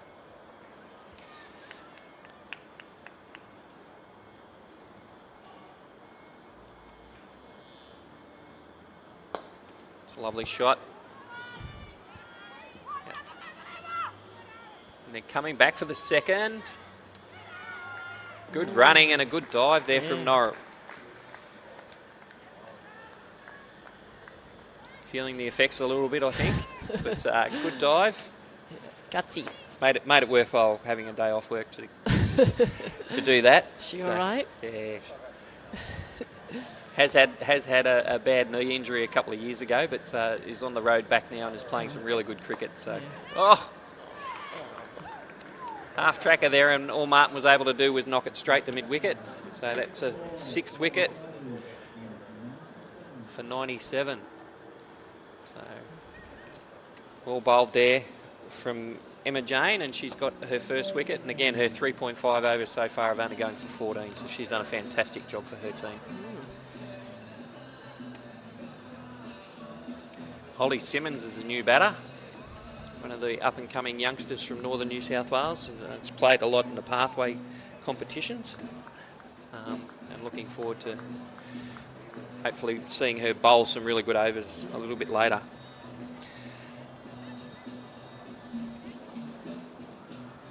And so I guess probably one of the things that everybody's keen to know is what are our plans going forward, and where we'd like to see ourselves in sort of 2 or 3 years' time when we talk about, well, probably women's cricket today is the big topic, but cricket in general. Yeah, big question. Of course, we want cricket to grow. We're facing competition from soccer or football, as we should probably call it. The Football World Cup for females is fast approaching, and they're going to throw everything they can at it. So, what do we do? How do we make... and we're lucky, we're in a great position because female cricket is growing. There is great opportunities as we're seeing today, but, we know that football will be pushing hard for a big World Cup. Sophie Shelley coming back on, and not sure whether she got a nick on that or not. It's racing down towards the third man boundary. And they get a couple. And yeah, she did get a bit of bat on it. Good. Yeah, we want, we know that at the moment with so many opportunities for females in sport, it's everyone's grabbing it, probably trying to grab at the same pool of people. So we just need to be aware of that. Shelley comes in again. Nice. Bunted back over the bowler's head, and that's going to be a single to to Norwich, sorry. So Norwich moves along to 11.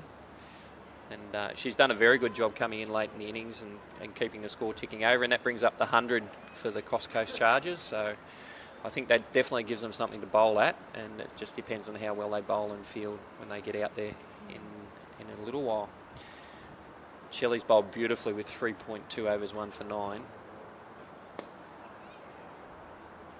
Oh, misfield there. That's gotten through. That could go all the way. I think it might just pull up inside the boundary. And back they come for 3. Really good running.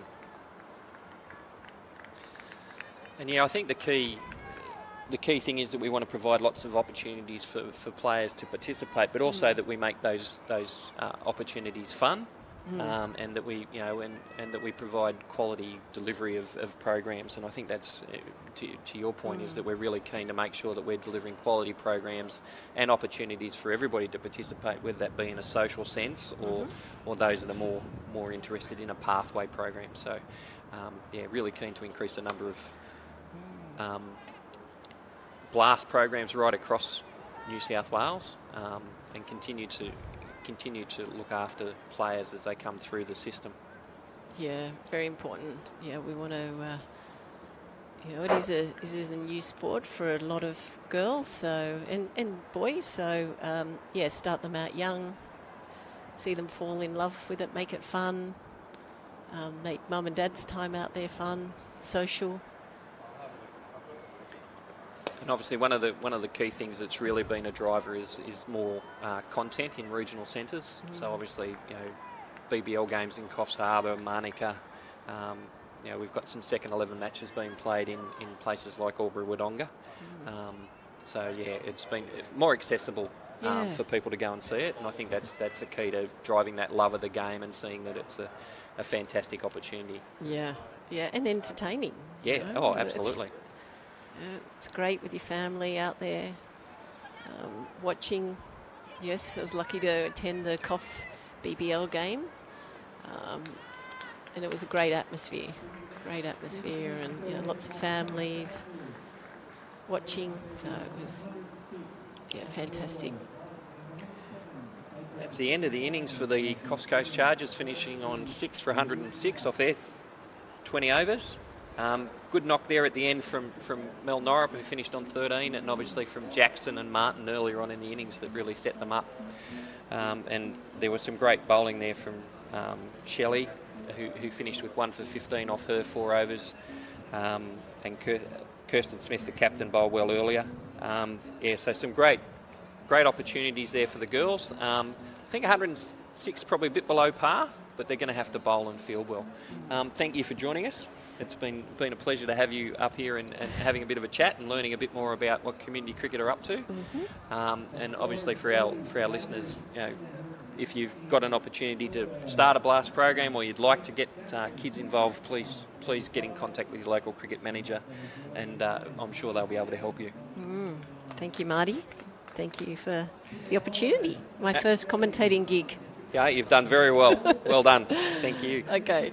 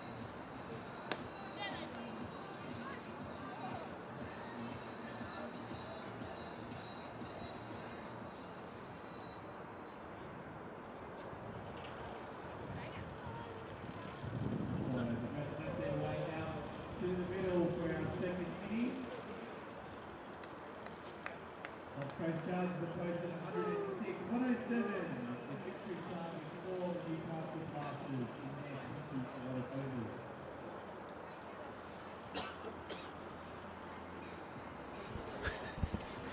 Welcome back to the second innings of the Newcastle Blasters versus Coffs Coast Chargers semi-final number one. Umpires are making their way back out to the ground. My name's Luke Olsen. Jumping in with me is Nathan Lyon. Welcome back, Nathan. Thanks, Luke.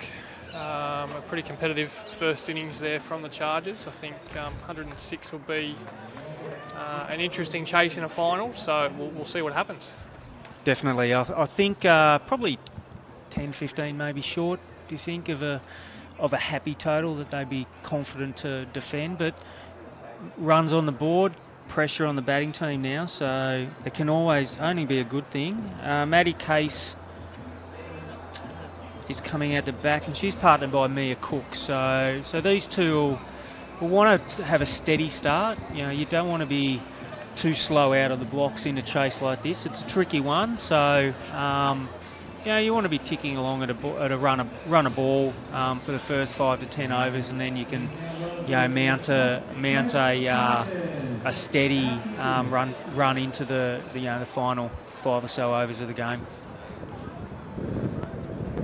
Fielding team coming back out now, Coffs Coast.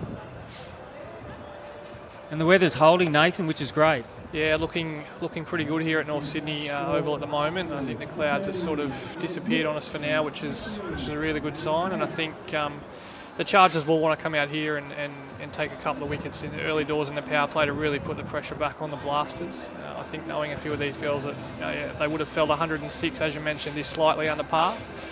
They would have been looking for around that runner ball mark, but as we know in big games and big finals, that scoreboard pressure becomes a big factor into the second innings. So, Sophia Mavros opening the bowling for the Coffs Coast team. How does she bowl, Nathan? Yeah, she'll be thereabouts. It'll be a fairly consistent start. I think she'll be just looking to hit a length early and use her field. She'll set a field and bowl to it pretty consistently. So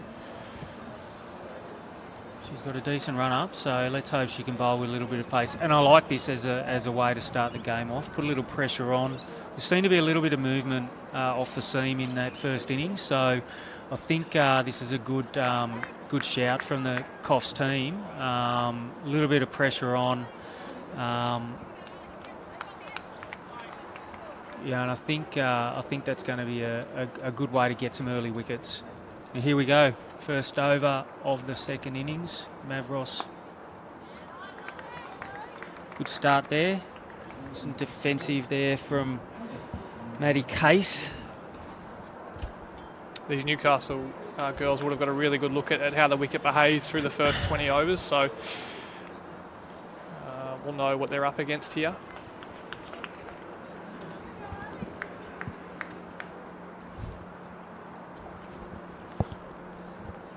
Mavros in again. Good ball. A little outside edge there. Just dribble on the ground, a first slip. And I think this is what Coffs team is going to have to do. They're going to have to put some pressure on with some early wickets. If the Newcastle team can get off to a good start and not lose wickets and get some runs on the board, I think it's going to make it even harder for Coffs to come back and defend this smallish total. Mavros coming in again. Outside off stump. I think the umpire had a little bit of a think about whether or not that was wide, but let it go through. Yeah, getting a nice bit of shape there as well, just away from the batter. With the new ball, important to pitch it up and use the conditions while you've got them.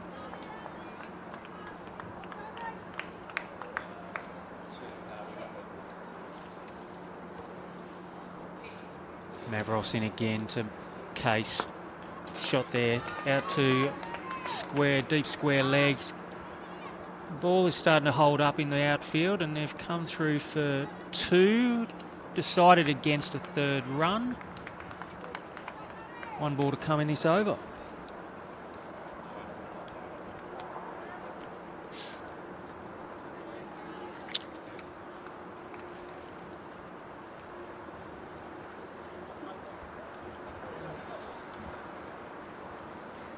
Mavros steaming in again.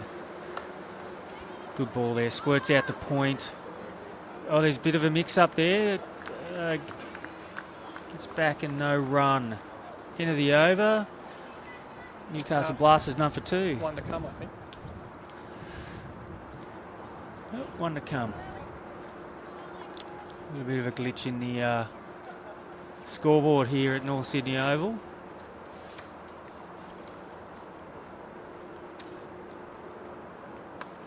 Good shot there from Case. In the deep third man, picked up, and they've come through for 2 runs.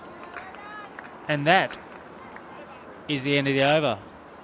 Nath, you're based up in the far north coast. How's girls cricket going up there, female cricket going up there? Yeah, going really good. Where there's some plans in place to continue to build it and provide somewhere for them to play in a more competitive environment up there. A lot of the girls travel down to Sydney to play in the grade comp down here, so we want to make sure that there is a pathway for the girls in the country to play some pretty good level cricket. So yeah, it's healthy, but always, as we know, in our participation game can always be better. So we're on the front foot and trying to make that happen. Yeah, for sure. I mean, it is a massive effort from the girls that do travel from north and south of New South Wales into Sydney to play their Premier Cricket, and we obviously want to make as many opportunities as we can for these girls to play as high level of cricket as they can locally. Yeah, correct. Be exposed to that next level, and obviously build the game within our female bases in our regional areas. Anita Handono coming in. Sorry, not Handono. Holly Simmons coming in to bowl the second over of the innings. Showing a little bit of pace there, which is good.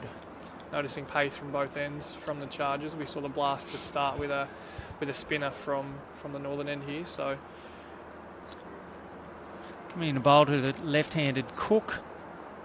Some good pace there and just beats the outside edge. That's some good bowling, good length. Great start from Simmons.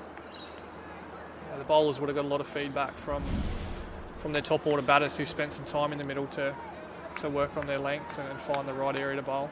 And it is definitely a wicket if you bowl the right length and pitch it up a little bit. You're going to get rewarded. A little bit of movement. Simmons in again. Down the leg side and called a wide there by umpire Sajewicz. Newcastle on to none for 5. Yeah, just noticing a bit of shape there too, so if you can tighten the line up there, there's still plenty on offer with ball in hand.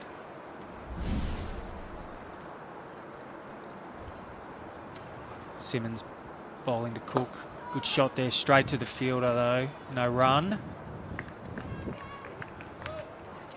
Weather definitely starting to clear now, Nathan, which is great. The weather's been coming from the southeast, and definitely some clear blue sky out there. So I think it all is well for a full day of cricket, which is fantastic. Simmons in again. Good shot there, a little bit on the up, but straight to the fielder, no run. Grace Parsons doing a couple of nice bits of fielding there in the hot spot. That is the extra cover. Putting a little bit of pressure on here, the Chargers, which is needed.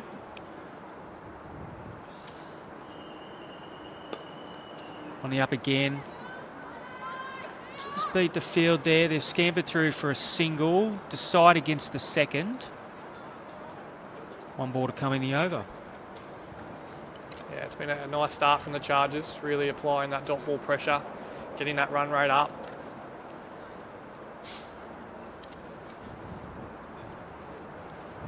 Run rate is starting to tick up. It's close to 6 runs and over required now. Only going at 3.3, so this is the time when Newcastle have had a few overs already to get a bit of a sightener. Time to start ticking around. Simmons in for the last ball of the over. Straight to mid-off. Sorry. That is the end of the second over. Newcastle Blasters none for 6. Cook on 1. Case on 4. What do you think they need to do at the moment, Nathan? I think it's just that positive intent to look to get off strike. It's still low risk at this point. The run rate's not out of hand. I think working together to find the ones and twos and just keep that scoreboard moving. And from a Chargers point of view, it's about looking for a wicket or two in the power play here. Really looking to apply that scoreboard pressure and keep the run rate climbing.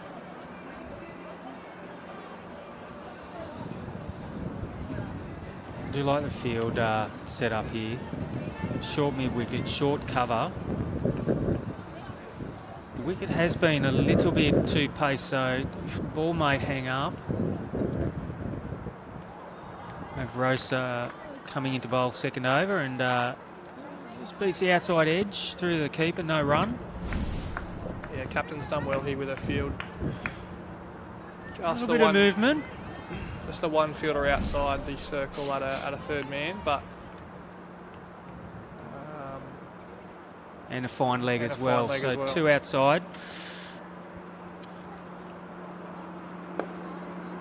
It's a good shot there. Beats that short cover. There's 2 runs there to Cook.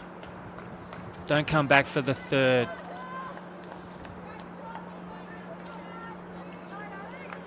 Rosa's bowling with a little bit of pace here, which is good.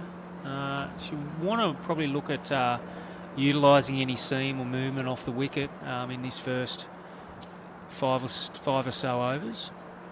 Rosa in again. That's into the covers and no run. Yeah, hitting the bat really hard here, which is good to see from a Chargers point of view. Really putting in for a team.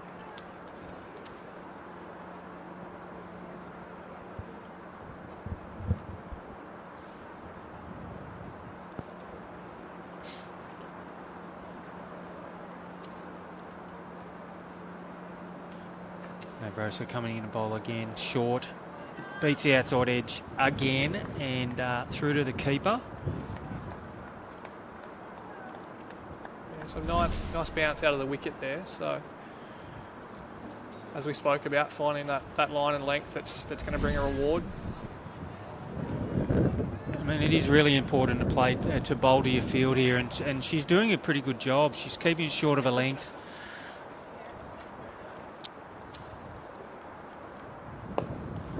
Shot there, but straight to the short extra cover for no run. 1 ball remaining in this over, and they're holding them to a decent run rate here, the Coffs Coast Chargers, and Newcastle start to feel a little bit of pressure after this over. Probably would like to have a few more runs on the board. Rosa coming in again, bowling to Cook. And that's been called a wide. Yeah, you're right, Luke. That will help, but the intent probably needs to be to get off strike and just keep that scoreboard moving. You don't want to leave too much for your middle to lower order to have to do at the back end. You want to make sure that you're setting yourself up to chase down this target. I always say in 2020 cricket, the work done at the beginning of the innings takes pressure off at the end, and that's going to be a really critical thing for this team towards the back end of this chase. End of the over. Newcastle none for 9. Cook on 3. Case on 4.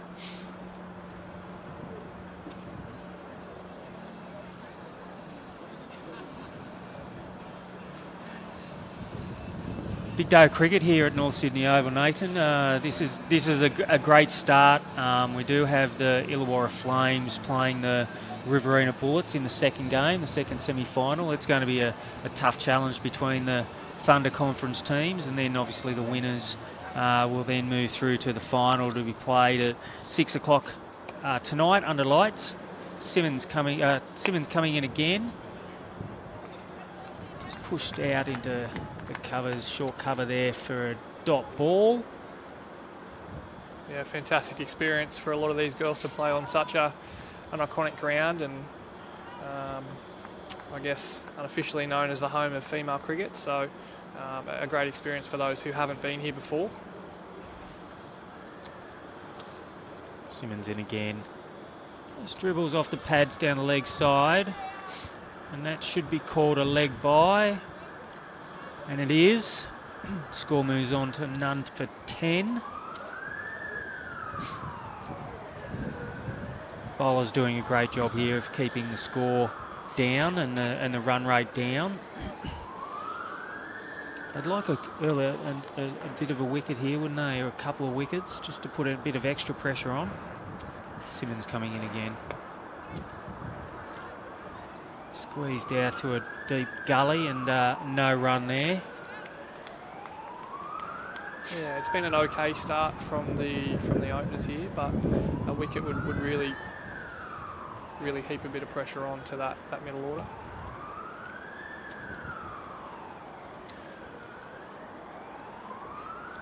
Simmons Bowls to Cook off the pads, and this could be a run-out chance here. Oh, I just missed the stumps. Decided against the second. It was a bit of a tangle of bats and pads and wicket keepers and batsmen and bowlers there, and Simmons seems to have copped a bit of a whack on the hand, reaching out to try to get that ball. But that's what pressure does, isn't it, Nathan? It makes batters put pressure on themselves running between wickets, and this is a chance where a run out can occur. Yeah, 100% there, Luke. It's a really interesting time when they're trying to get down the other end. Simmons coming in again to bowl. And they've pushed through for a single. Appeal for a run out. 2 of the 3 stumps have gone flying, and it's not out. So the umpire is going to have a little bit of work to do here, resetting these stumps. The intent in the field, they're really good. Quick onto the ball and a good throw into the keeper. Umpire Granger there. His work cut out for him. It's professional as always. Get those stumps nice and straight. So we are back into it again. Cook is facing up. 4, so she want to start playing some shots here and start moving the score on. That's a good shot there and good pressure on the field. Good single there. Didn't come back for the second. Scored none for 13.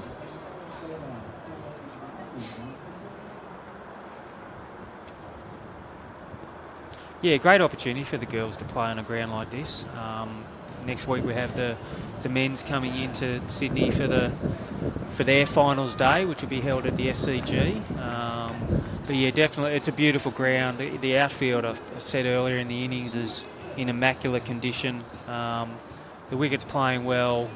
Had a few school kids over from the school across the road earlier on. I think they're still over there, and they some more may come over later on in the day. So family and friends are here. Just a great way to finish off their representative program and play at a ground like North Sydney Oval. Oh, absolutely. The atmosphere down on ground level earlier on was really electric. We had the school kids out to form a bit of a guard of honour for the umpires and players prior to the first ball. So the girls would have got a really big kick out of that. Change of bowler here from the southern end of the ground, the McCartney stand end of the ground. Mel Norup, participation officer for Cricket New South Wales in northern New South Wales. So coming into bowl, and Cook is on strike. Appeal for leg before wicket, and turned down by the umpire, and they've scampered through for a single, and that will be a leg by. How do you think Mel's going to be thinking of bowling here? Yeah, very, very similar mindset, I think. It's going to be that pitch the ball up, and whilst we've still got a bit of swing, utilising that. A little bit of shape there from Mel, a little bit of movement off the wicket too, which is definitely not out. Good call there from the umpire. Norup in again to Case. Oh, she bowled her. That was a great ball there. Tried to turn it onto the leg side and just play it all around it. And Norup has knocked off stump out of the ground, which is always a nice thing for a bowler to do. Not real good of a batter to turn around and see your stumps laying on the ground, but that's definitely the wicket that the Coffs Coast Chargers needed, isn't it? Yeah, the coach will like that, having the top of off stump hit. I think that's the ideal area you're after. But yes, I think that's the wicket they needed just to really continue to squeeze this, and the run rate is getting up to that sort of 6 runs and over sort of definitely territory. Some movement there, Nathan, on from Norup. Did play around a little bit, and that's what pressure does. That's what scoreboard pressure does, isn't it? Your run rate's down, and you feel as though you need to move the score on a little bit, and mistakes can be made. So puts pressure on the Newcastle captain here, Kirsten Smith, an ex-Cricket New South Wales employee as well. So Kirsten's going to obviously want to move the score on here. Norup coming into Smith. Good shot there. Straight to the fielder. No run. little bit of a mix-up there from Cook, backing up a little bit too far, but sent back quickly by Smith.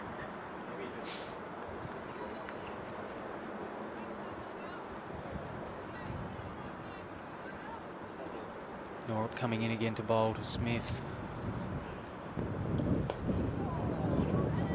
There's a good delivery there. It's she's bowling some good length and good line here. Yeah, much fuller from Mel there. I think just at those stumps, and that's a good ploy at this point, looking for that second wicket.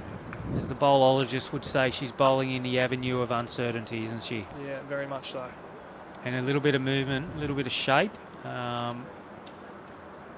Anything can happen. Norop in again to Smith. Smith hits it over the head of the field. He's going to push through for 2. Not going to quite get to the boundary. Yeah, and Cook comes back for that second run. Didn't quite get that, but did enough to get over the infield and found turf, so safe enough. Field's still up now. Third man, fine leg.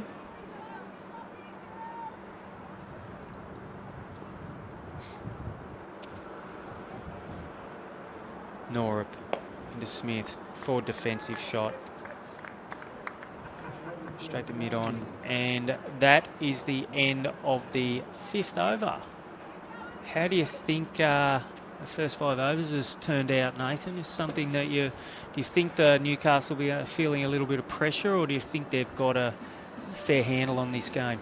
Yeah, I think they'll be feeling the pinch. They would have liked to be sort of up into the 20s and scoring a bit more freely, but in the same token, I think they're only 1 wicket down, so they've got a nice little platform here to build on and can accelerate the run rate out the back end of the power play. Holly Simmons bowling again from the northern end of the ground. Full delivery and squeezed out there by Cook. No run. She's bowling well, Simmons. She's bowling to a field, keeping that pressure on, bowling nice and tight, no real loose deliveries. Yeah, into a third over, and they've only gone for the 5 so far, so it's been a really good start by Holly. Simmons coming in again to bowl to Cook. Squeeze a single there to point. Cook moves on to 6. Nice and positive there from the Newcastle batters. Hit that quite firmly and was able to get through for 1. And it's definitely needed now, isn't it, for the next 5-10 overs, is just push around and you know, they're not giving very many bad deliveries to hit 4s and 6s off. So when that happens, you really just need to play around, push it around in the field and take your 1s and 2s. Simmons in again to bowl. Defensive there from Smith and no run. Yeah, totally agree, Luke. I think it's not letting that run rate get away from you and still being prepared to play that sort of low risk type of cricket.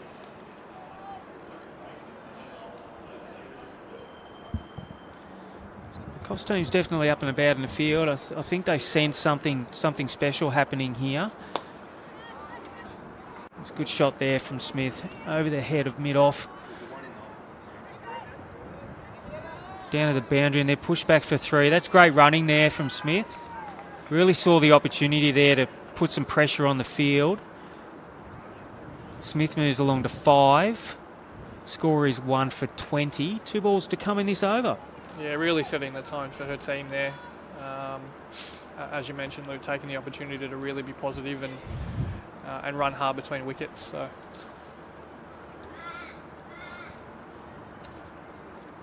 Simmons again. Struck on the pads, not out, down leg side.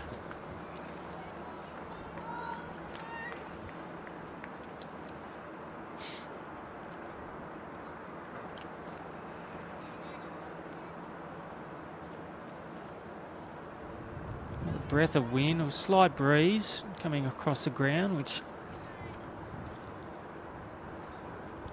is keeping it nice and pleasant out there for the fielders. We've had an aborted run up. Simmons goes back to a mark. False start.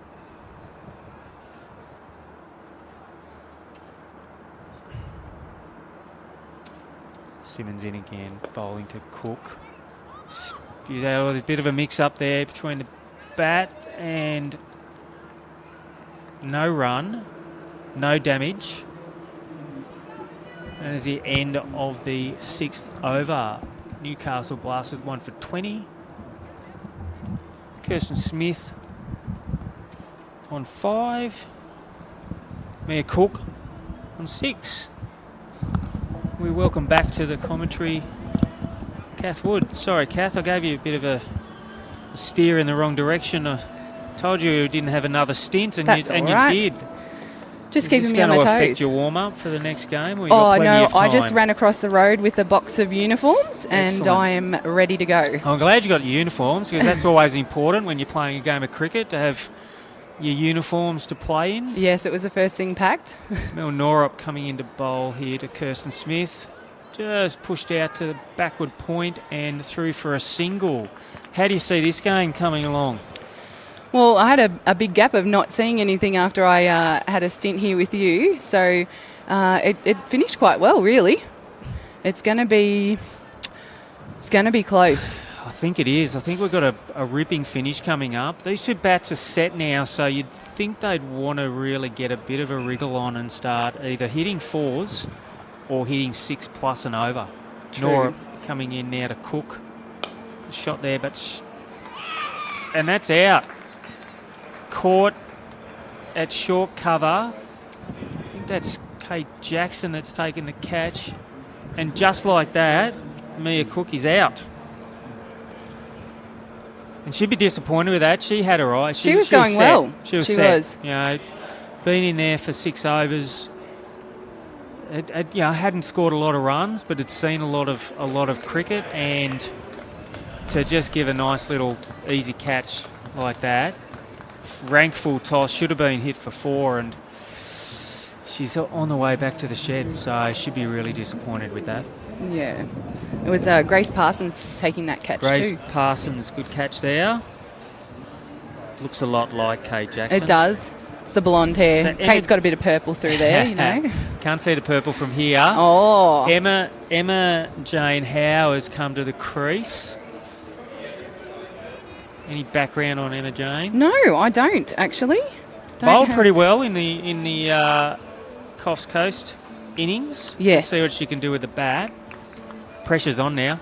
2 It down is. for 21 after 6 overs. Newcastle want to pick it up a little bit here. They will. Norop coming in again.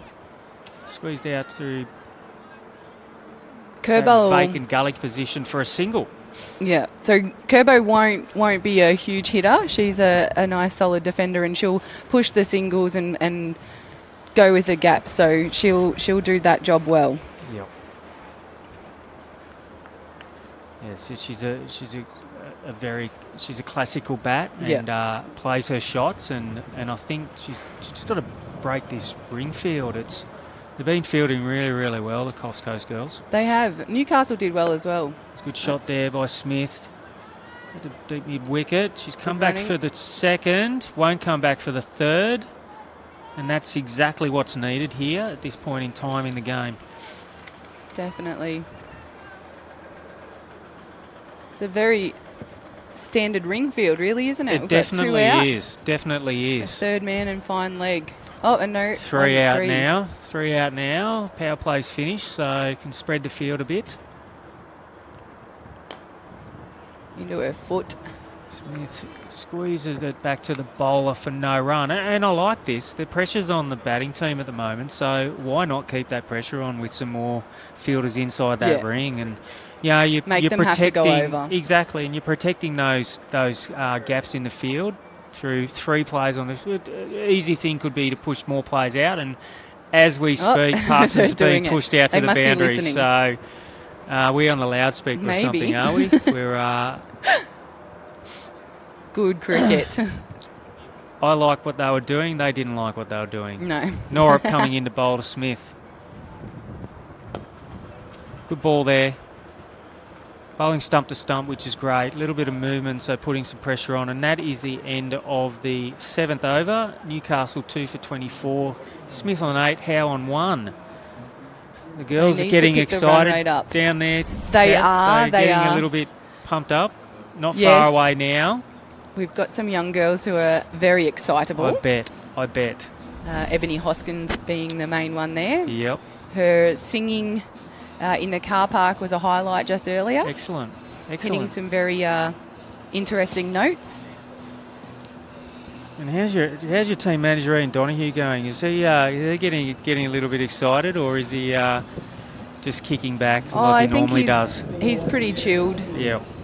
I think we've got 11, so we can't find another girl to squeeze in. We weren't able to pull anyone away from work or school, so we'll stick with the 11 we've got. Yeah. That was a little stressful for a minute or two, but it is what it is.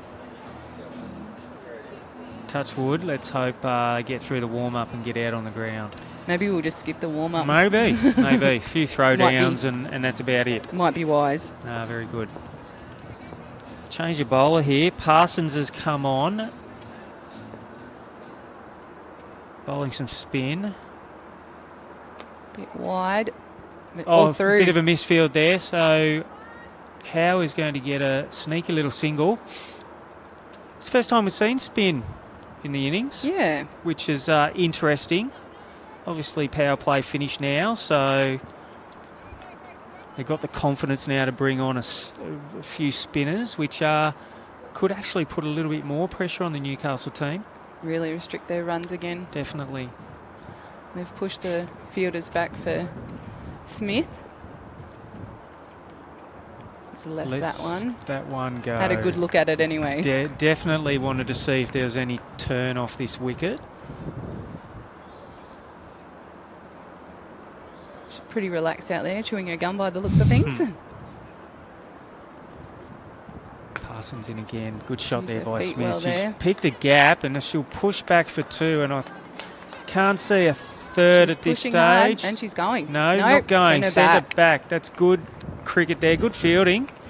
Good running too. Yeah, definitely.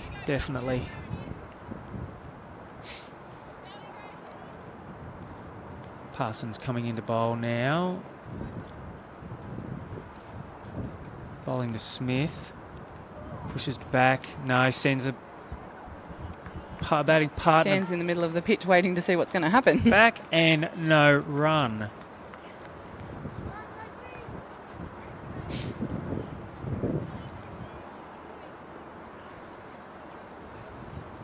Parsons in again. Smith rocks back. Ooh. Cut shot. Oh, Did she get a hand to that? she did. I think she did. She's comes back for 2. There was definitely a chance there, and it shaking the fingers out. Obviously stung a little bit. 23 degrees, so it shouldn't be that cold on the hands. Stings but more because you drop it. Exactly. The pain of dropping a catch. Parsons in now, last ball of the over. Smith pushes it out. And good running there. Really good running there. So that was a better over. Required rate of 6.4. Considering early in the innings it was closer to 4 runs and over. It's just Do you think maybe it's an opportunity getting away. missed? I think so. If they capitalise on a couple of overs here, they'll be back in it and it'll be a lot easier for them. But, a runner ball is a little difficult, especially if they're bowling quite tight. Definitely. And they have been. There's They have. not too Bowling- many loose ones either, Bowling so it's a bit tight, difficult. fielding well, putting a lot of pressure on here. Norup in for her 3rd over. She's bowling well at the moment. Keeper now standing Dropping up a to couple the of stumps. girls out. What do we got? 4 out. Yes, 4 out. And still that ringish field too. Yeah. I think they're Norup going in to the bowl give to her the single. Smith, she's on 13. Good shot Over there. the top. Straight down the ground. She pushed back for 2. Held up in the field. Chased down well and a good throw. And that's good pressure there from the field. Kept it to 2 runs. Smith moves on to 15. Newcastle 2 for 32.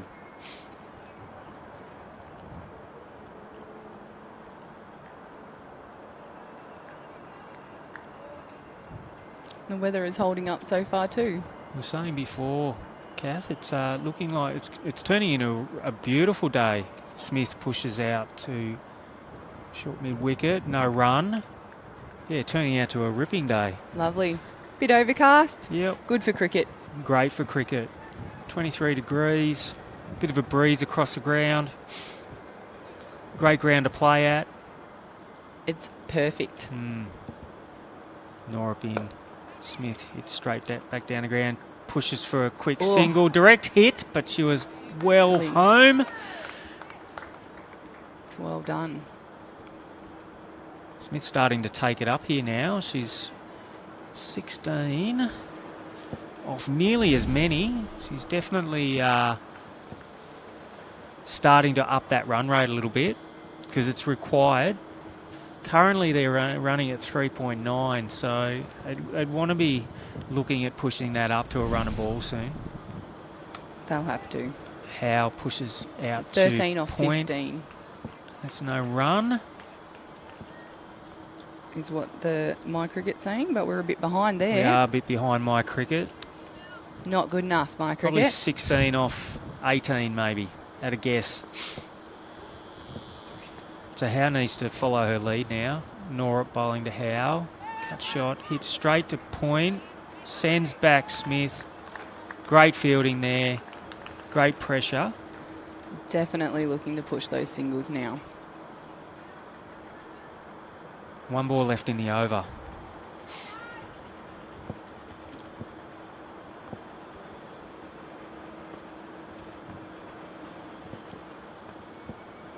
Norup coming in. Bowling to Howe. Defensively. Bit of an inside edge there, I think. Inside edge onto the thigh guard, and that is the end of the 9th over. Newcastle 2 for 33.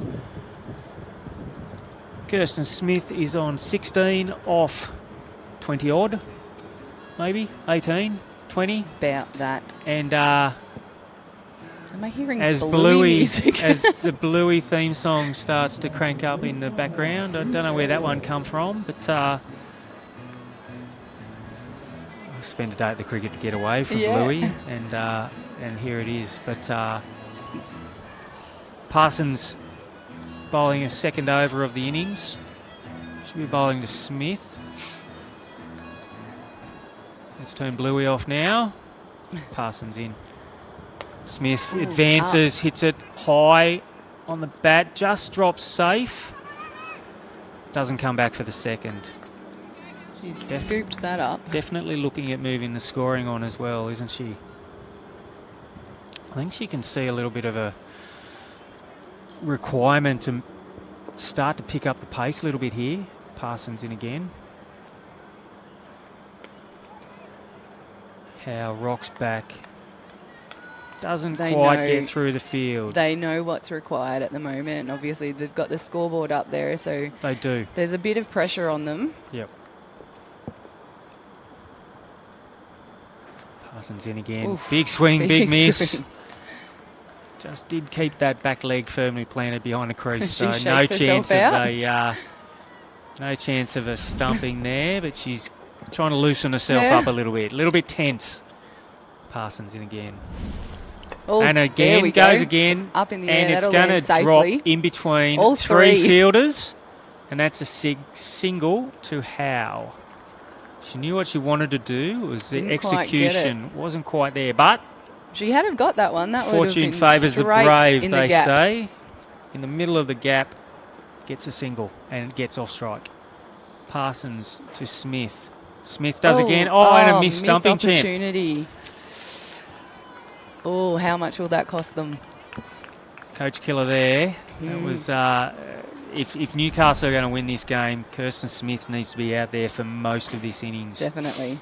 I think Tommy would have been rather heart in throat. Yes, definitely. Oh, just missed the outside edge. That's good bowling there by Parsons. She's finished off the over really, really well. After her 2 overs, she's got none for 8. Newcastle are 2 for 35. Smith on 17, Howe on 3. And that is the end of my stint in the commentary box. Passing over to great MJJ Garoni. And we'll see you soon.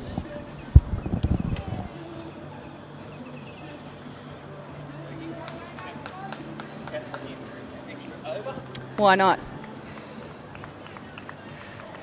Selfie central here. I missed out. Hang on. We've got to get all of us. Norrick comes in, continuing her spell. And a leg by. There's a bit of a shout there. The umpire wasn't interested. They turned around to appeal the umpire and he wasn't there. So clearly he wasn't interested. No. And this is an excellent spell here from Norrick, doing a great job for her team at 2 for 9 off 3.1. So very tight. That's in the air and it's out to the fielder out in the deep. Picks up on the bounce. Great fielding. Chance for a run out here. Oh, gosh, that's close. Plonked the bat in. Yeah. So I noticed that your girls down there starting to warm up, so they're looking very excited. Great for the Riverina girls to be up here. It is. It's pretty exciting. Yeah, so or Border Bullets as you know. Oh, no. We are the Riverina Bullets. Riverina Bullets. Yes, Love it. Represents us a lot better than the Border ones. Excellent. I like the naming. Oh, I think so. It had to be done. It had to be changed. Yes. I know someone wasn't a huge fan of it, but that's okay. That's all right. I'm sure he will get over it. I had to go over his head. So great to see them. Obviously, I'm from down that way originally myself, so a lot of family. A lot of love for the Riverina. Exactly. Yeah. So it will be interesting if they happen to come up against the Chargers in the final. But a lot happening here.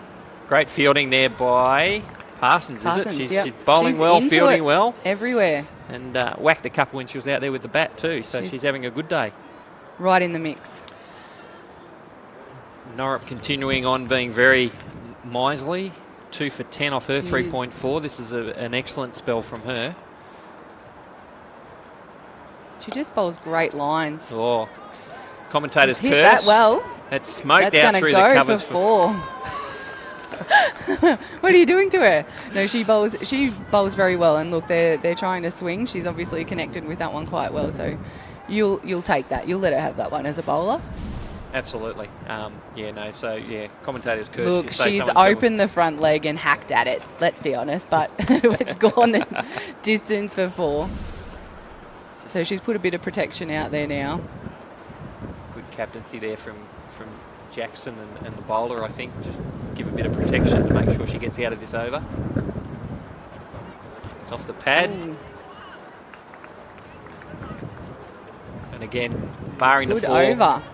4 overs, 2 for 14. That's an excellent spell from Norrick. And again, she did a good job with the bat at the back end as well to make sure they got up over the 100 mark. So she did. Run rate creeping up all the time, and the Chargers are doing a fantastic job.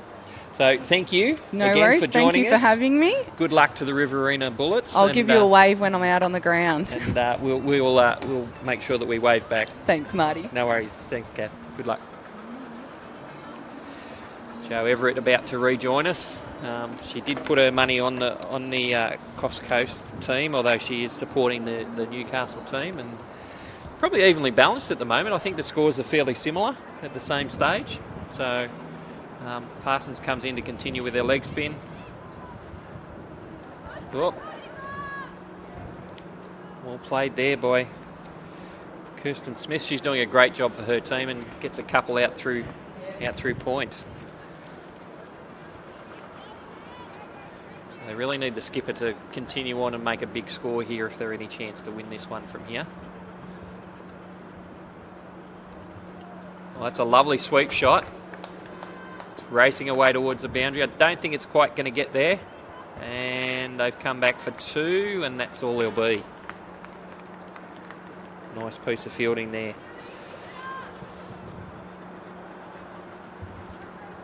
Yeah, Newcastle really need to put the foot down.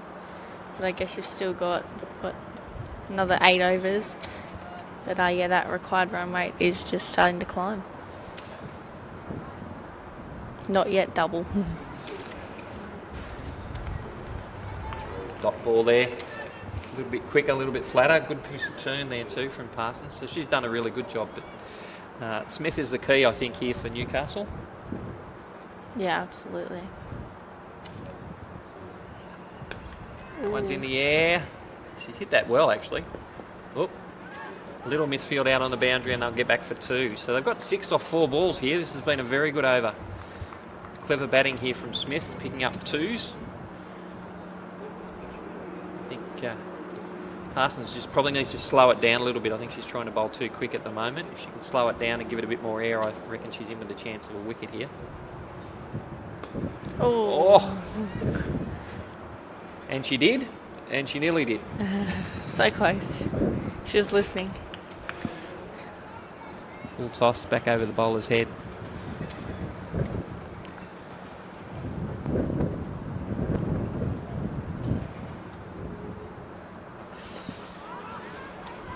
Yeah, and that's a catch. Well done. Good work behind the stumps there. That's another wicket. Unfortunately, Howe's gone for 7. So Parsons doing a good job, and even though there was 7 runs off that over, that wicket takes it to 3 for 48 off 12 overs, and run rate required has crept up to 7.4. So it just keeps going up every over at the moment. We'll have another look at that. Top edge. And Ava Ryan scooting around, nicely judged. Those high balls are never easy, especially with the clear blue sky and the orange ball. And she's done a great job there. And I think, Alyssa Healy was commentating on the weekend and suggested she had a fair bit of trouble with those high balls into the lights at Manuka Oval a couple of times a few years back. So, but a good little innings comes to an end. Abby Taylor now coming out for Newcastle Blasters.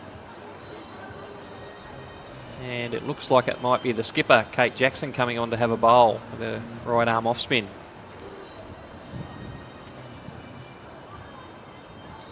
So again, had a very good innings with the bat at the top of the order for Coffs Coast Chargers, and looking to make an impact now with the ball.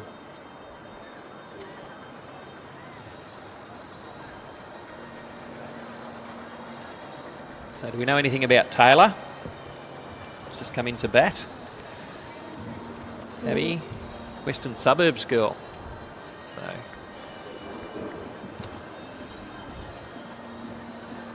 what have we got? 1, 2, 3, 4, 5. Jackson starting with 6 in the circle. So interesting. New batter is on strike. So trying to squeeze the new batter and keep her on strike. Backs away, tries to cut that one. No run. Well bowled. Every dot ball builds pressure here now for the Blasters. Yeah, that required run weights now are up to 7.5. And they're sitting at 3.9. So, yeah, a bit of work to do. Not much time to get comfortable. Breeze has really picked up. We can hear it in our effects mic there. So Jackson's got a nice breeze to use. And did that nicely. Just floated that one up. Very hard to get under and very hard to score off. Yeah, that sun's starting to come out. The grounds look beautiful. A little bit shorter. Little drop and run. Clever batting. That's a good job by Taylor. That's going to be her job, is to try and get Smith on strike as much as she can. And obviously, as we've said a couple of times, Smith is the key at the moment.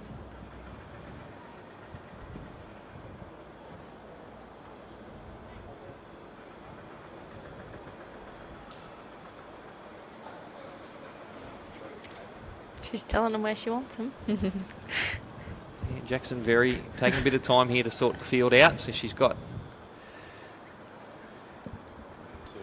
3 out on the leg side there, and moving another one across into a short mid wicket by the look of it. And 1 out on the offside. So the gap is obviously down here to third man for a reverse sweep. It'd be nice to see one come out. It's a regulation sweep. Beautifully hit too, but out to the fielder in the deep. She comes back for 2. We just need to attack that a little bit more in the field. But again, they're keeping the run rate down.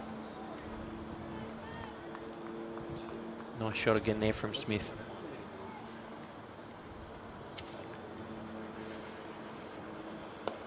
Oh. That's a lovely shot, straight back over the bowler's head. A couple of bounces, and it's going to stay inside. And they come back for 2.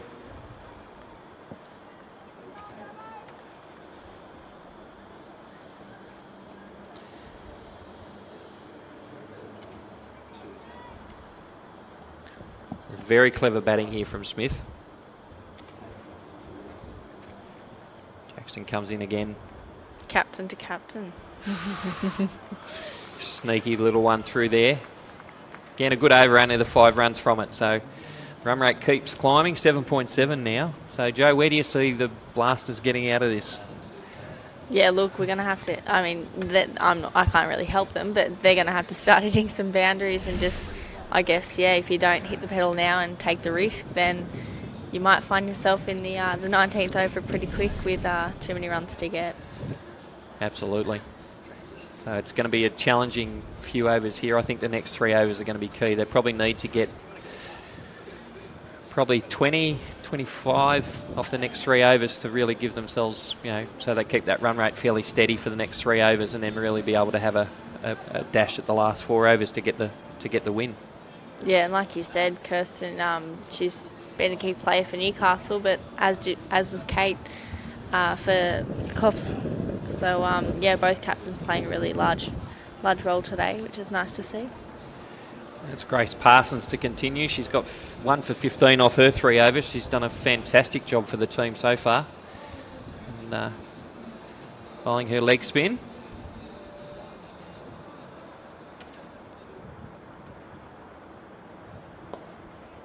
That's a lovely shot. Straight down through. Out over cover, 4 runs. Beautiful shot there from Taylor. That's a great way to start the over. Kirsten's happy with that one. Skipper's very happy.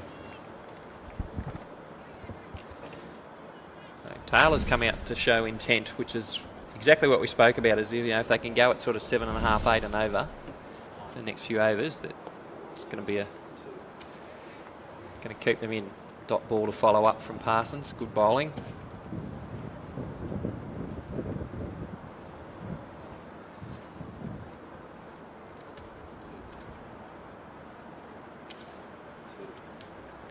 Bowls again a little bit shorter.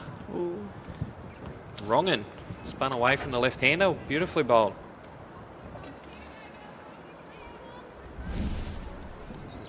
A lot of gaps. Very tight field on the offside, but if she gets it through, she's going to get a boundary. So probably keen to keep going that way. Tried to heave that one to the leg side and off the pad, no run. So after a boundary off the first over, it's been 3 dot balls in a row. It's very good bowling here from Parsons. Definitely adding that pressure to the Newcastle team. Full toss.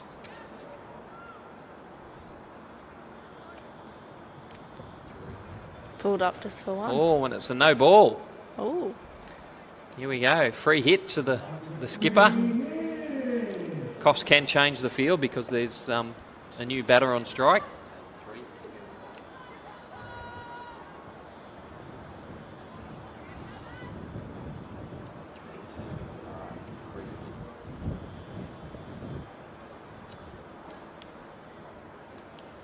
So we've got short third man, cover, mid-wicket and short fine leg for the free hit.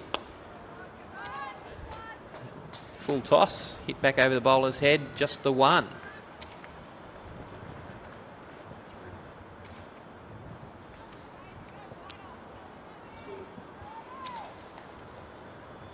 So 7 off the over so far.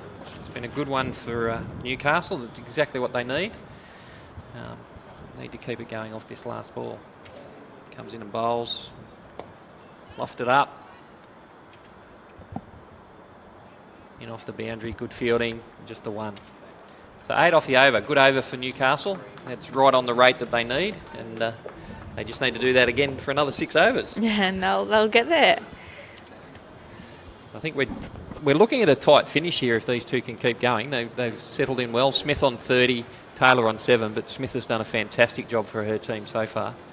And we're looking to, obviously, her to be the mainstay for the rest of the innings. Yeah, I guess on the other hand, Coffs looking as a key wicket to target Smith, so bit of a game changer if she does fall.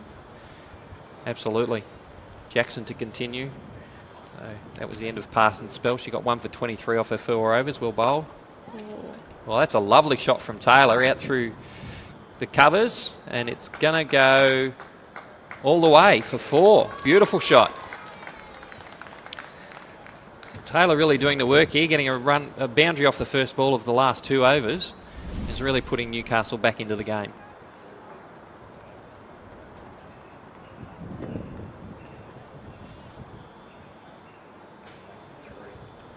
Jackson comes in again, bowling round the wicket to left-hander. Oh, Boulder. she's done. Excellent work. Handy wicket that. Taylor was looking to be the aggressor. And she's fallen for a well-made, I think that was 13, with a couple of boundaries. So 4 for 65. Run rate required's dropped a little to 7.4. But that wicket obviously was a very handy one for Jackson.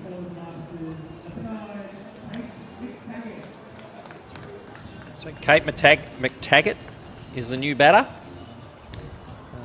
Another Newcastle City player. So she's joined the skipper, her clubmate Kirsten Smith. So these two are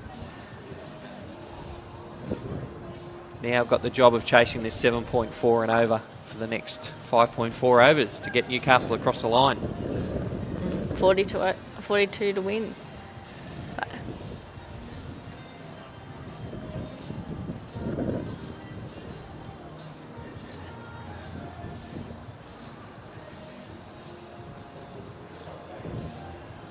Again, Jackson brings the field back in for the new batter. So we've got four in the circle on the offside. We've got mid-off, mid-wicket, square leg and short fine leg all inside the circle. So only the one fielder out at deep mid-wicket. So really backing herself in here to tie up the new batter and keep her on strike. Ooh. Oh, stumping chance. Must have just grazed the off stump on the way through. Beautifully bowled. Lovely flight. Override doing a good job behind the stumps. Just couldn't gather that one in. A little drop and run. Oh! Backhanded flick at the stumps there. Would have been interesting if that hit, I think. Not sure that she was really racing through for that single. Yeah, no. Smith back on strike now and the field spreads.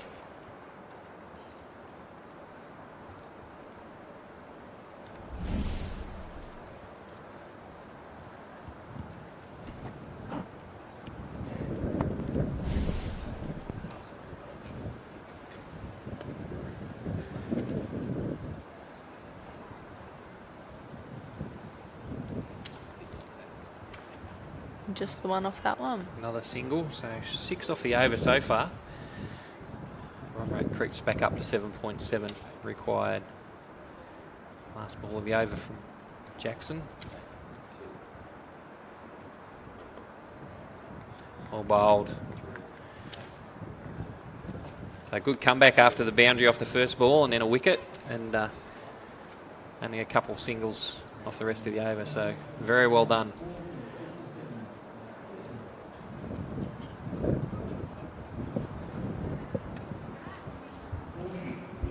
All right, I'm going to depart and Kelly's going to join you. So Kelly Medding's coming in to assist with the commentary. Kelly will be very keen to watch the last little bit of this game to see who the Thunder, winner of the Thunder section down from her way, is going to play in the final. Yes, very excited, Marty, very excited. Good 5 overs to come here, surely. We're on. Got a good game of cricket. Cloud cover's cleared, so yeah, good choice of spin from Kate earlier. And it's Olivia Osborne coming on the bowl.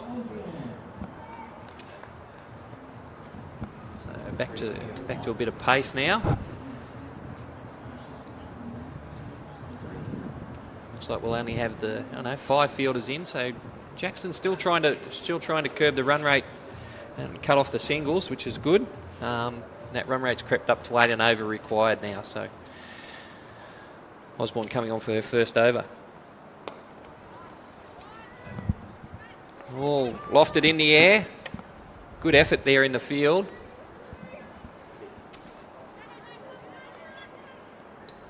Samira Mitchell trying to take the catch, so still trying to get wickets, the Coffs Coast Chargers, but backed up well there, boy.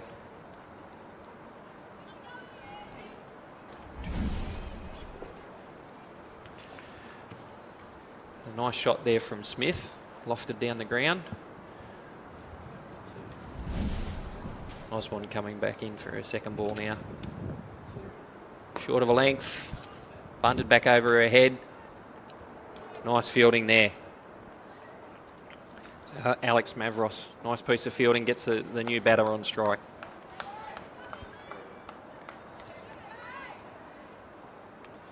Again, Jackson bringing the fielders in, so long off and long on have come inside the circle. Trying to squeeze the new batter.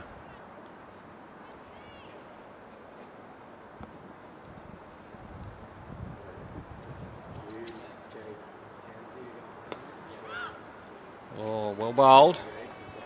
And equally well played. Just bunted that into the onside and scampered through for a single. So they're doing what they need to do at the moment, Kelly. Yeah, getting McTaggart off strikes. I should be feeling good about that. Definitely working the field here, putting a lot of pressure on that run rate.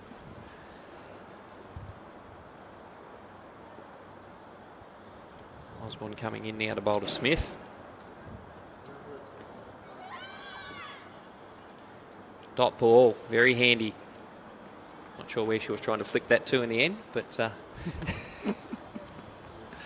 nicely bowled. Every dot ball builds the run rate and increases it, and especially this late in the innings, it jumps it by almost half a run and over that they require. Absolutely. Plenty of pressure on Newcastle here.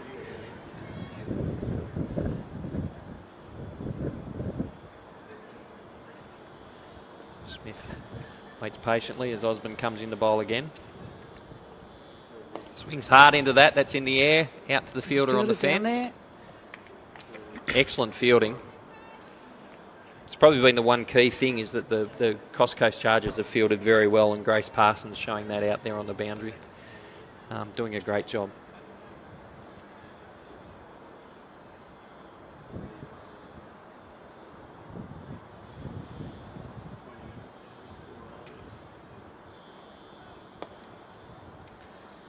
Oh, I think that might be a no ball.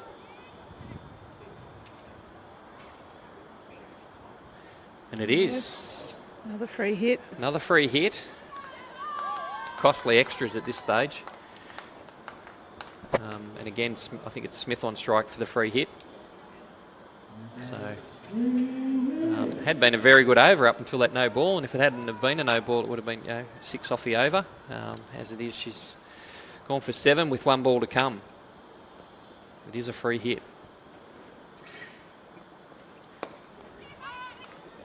It's beautifully played into a gap, and I reckon they'll get a couple here.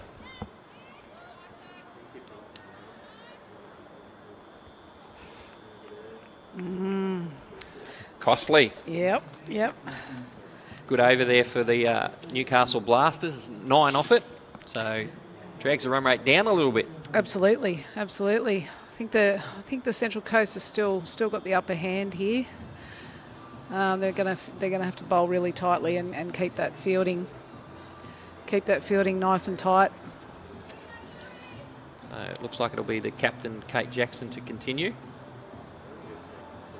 I think that's a good option, Marty. Yeah, she's bowled very well for her first 2 overs, and I think she'll bowl at least 2 of the last 4. So it'll be interesting to see where the other 2 overs come from. But it's been a very good spell from the captain so far. She's had a great game. Great game so far. Starts off with a dot. Should be happy with that. Again, she's got plenty of fielders inside the circle putting pressure on the new batter. Trying to keep her on strike for as long as she can.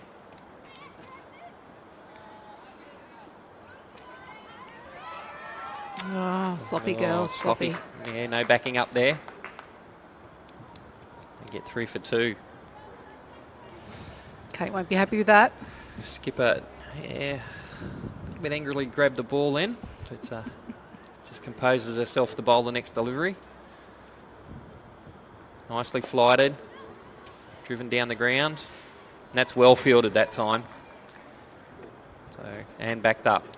So just need to hang on to the ball a little bit more. I think the Coffs Coast girls, they're sort of panicking a little bit in the field, so just need to relax a little bit. They've got this game under control as long as they feel well for the next 3 and a bit overs.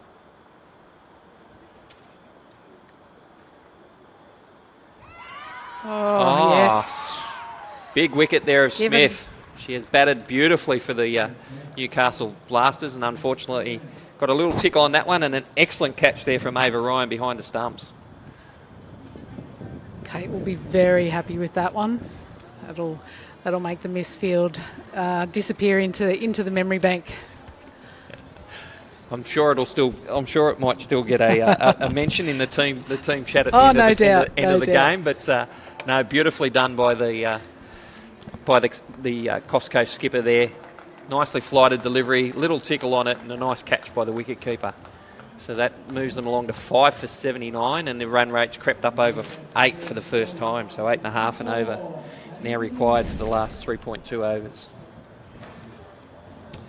And the new batter is Maddie McGuigan. Maddie McGuigan.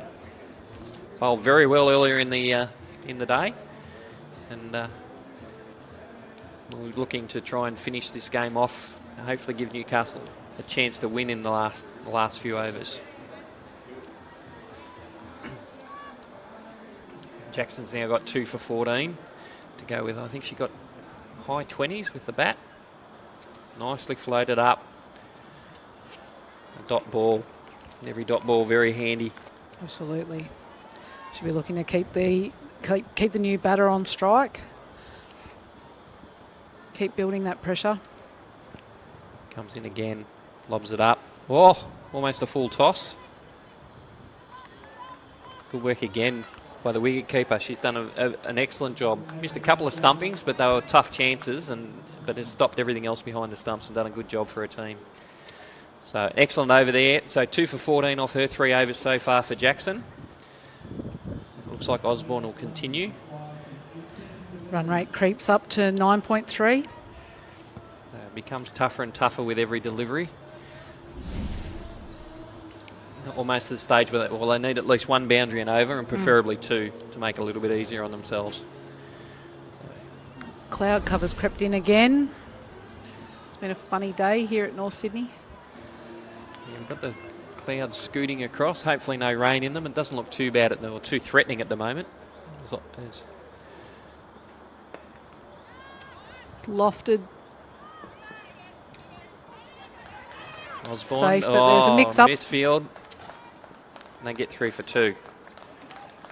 So again, it just needs to slow things down a little bit in the field, the Coffs Coast Chargers. One runner ball's not going to hurt them. No. But if they give them 2 a ball, obviously that puts them in the box seat to get these runs. So they just need to relax a little bit and get the ball into hand. Absolutely. 2 relatively new batsmen at the crease, so we're looking to keep that pressure on. And what we've got a catch. wicket. Outstanding catch. McTaggart's gone for 8.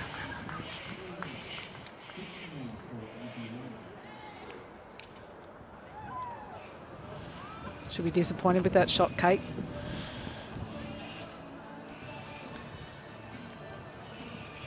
Brilliant catch, and it continues to put the pressure on the Newcastle side. Great fielding again.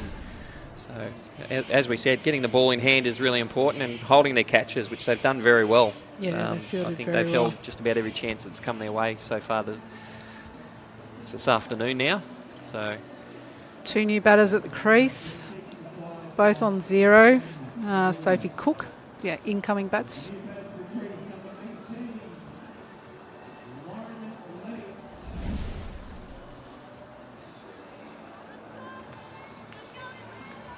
Coast Girls will be sniffing a win here, I think. 9.8 required run rate with 2 new batters at the crease. So Lauren Lennox is the new batter coming into bat, and she'll be facing Osborne, who's picked up her first wicket. She's got 1 for 11 off her 1.2 overs. And coming on the bowl, she came on the bowl at a very difficult stage of the game and got hit a little bit in her first over, but she's bounced back nicely with a wicket there. It's always good when they stitch us up with the wrong batter coming in as well, and she's gone. First ball. So Osborne will be on a hat-trick now. Outstanding.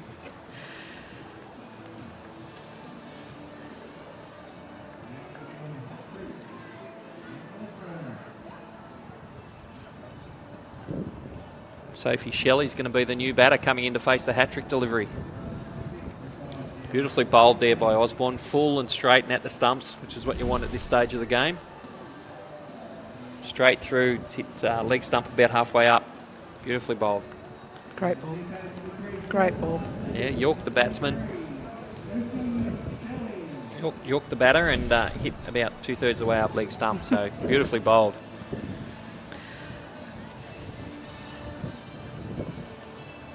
All right, so Sophie Shelley bowled beautifully for Newcastle with the ball, and now has got a job to do with the bat.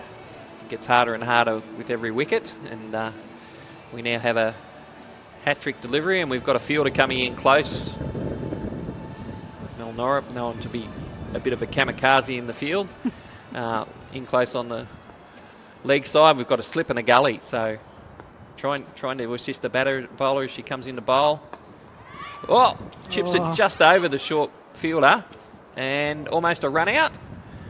Lots happening out there. It's all happening out there, Marty. All happening out there.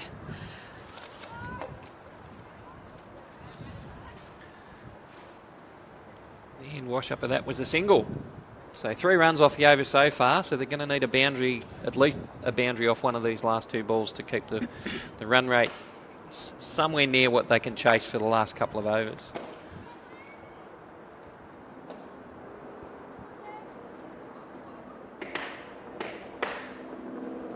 Hanging around that 10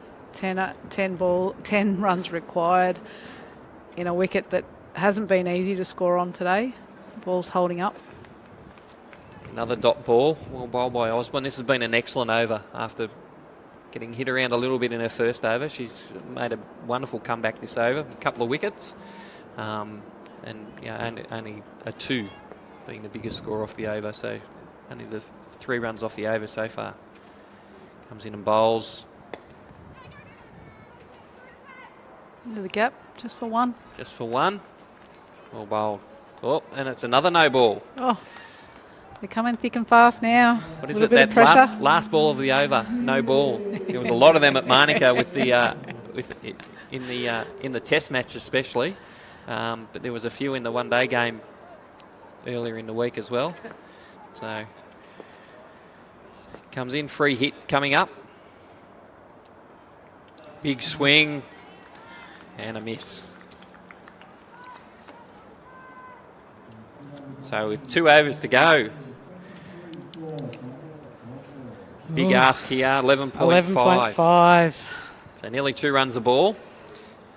Jackson will continue. So big challenge for the Newcastle team now with only 2 overs to go and 23 needed.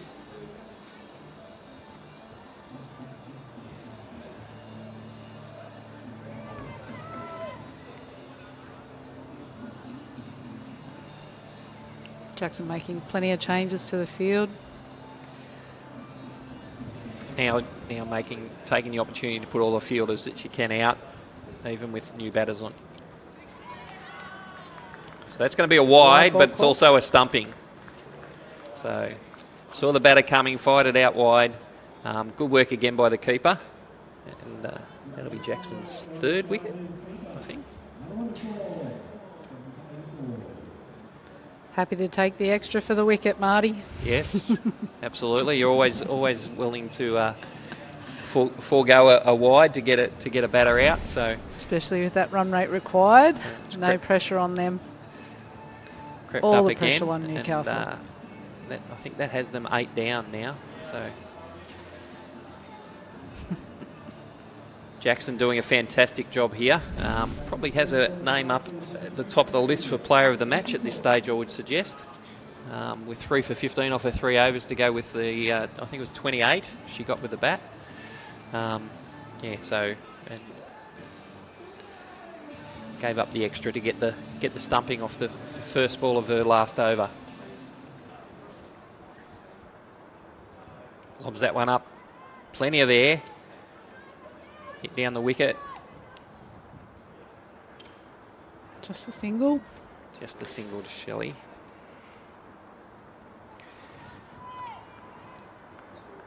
Kate told me earlier today she's never opened the batting before, so today was definitely the day to do it. And she did an excellent job for her team. Got them off to a good start with a 6 in the first over. They sort of went backwards a little bit from there, but it was definitely a good momentum starter for her. She comes in and bowls, gives that one plenty of air. Oh, The wide ball called. Oh, not coming back for 2. so wide. So they get a couple off that one for the wide. One for the wide, one for the run.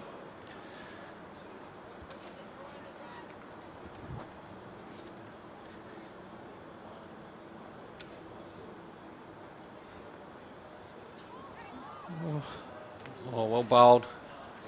Keeping the wicket keeper in the game here. Ava Ryan's whipped the bails off again, but the batter had got a foot back behind the line. So giving the ball plenty of air to the tail end batters here. Kate Jackson making them provide all the pace on the ball with their shots, and then just not quite up to it at the moment. Again, gives it a lot of air, and that's hit the top of off. Great bowling here from Jackson. That's her 4th wicket. Outstanding. Chance here for a 5 for. As Newcastle move on to 9 for 88. She'll definitely be eyeing off that 5 for. She's got a sniff now. Another new batter to the crease. Increases those opportunities for those wickets to come late in the game. Required run rate 12.7. Pressure is all on Newcastle. I think they'd be very keen. I think the Chargers here to wrap it up by getting this last wicket. It's always nice to bowl a side out when they're chasing your score, so it doesn't have to get down to the last over. And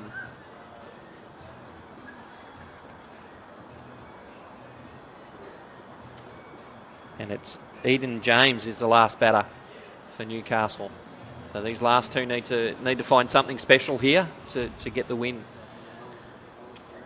Jackson comes in, again gives it plenty of air. She's giving these tail-enders too much to think about, I think, here. Yes, you've got time for a cup of tea and a bicky by the time the ball gets down to you. And, the options of how many shots to play to the one delivery are too many, I think. Too much in the mind.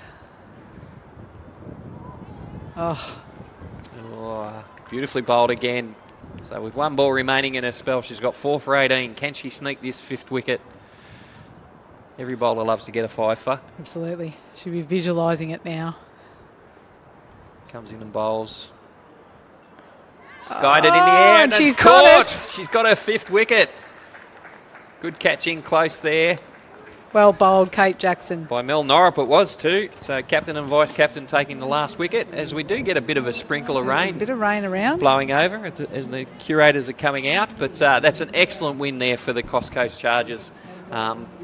Winning quite comfortably in the end by 19 runs and defended their score very well.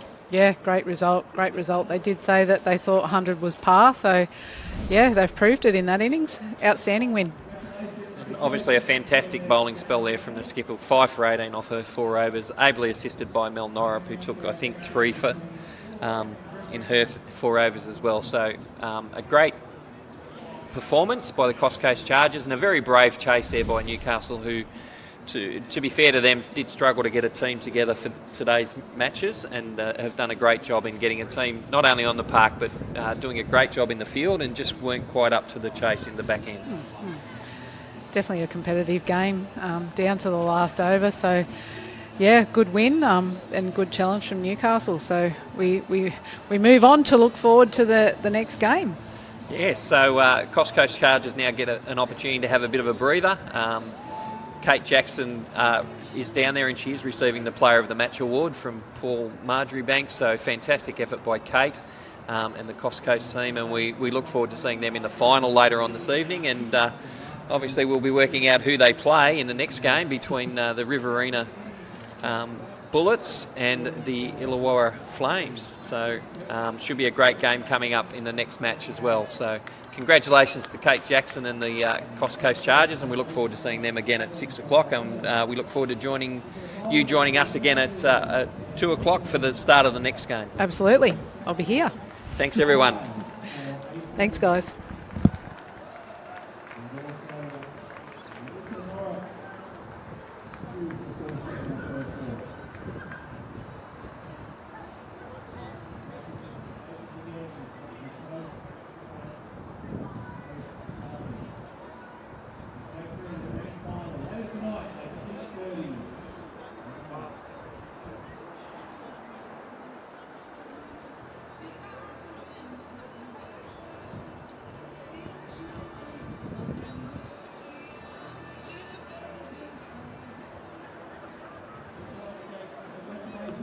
to umpires.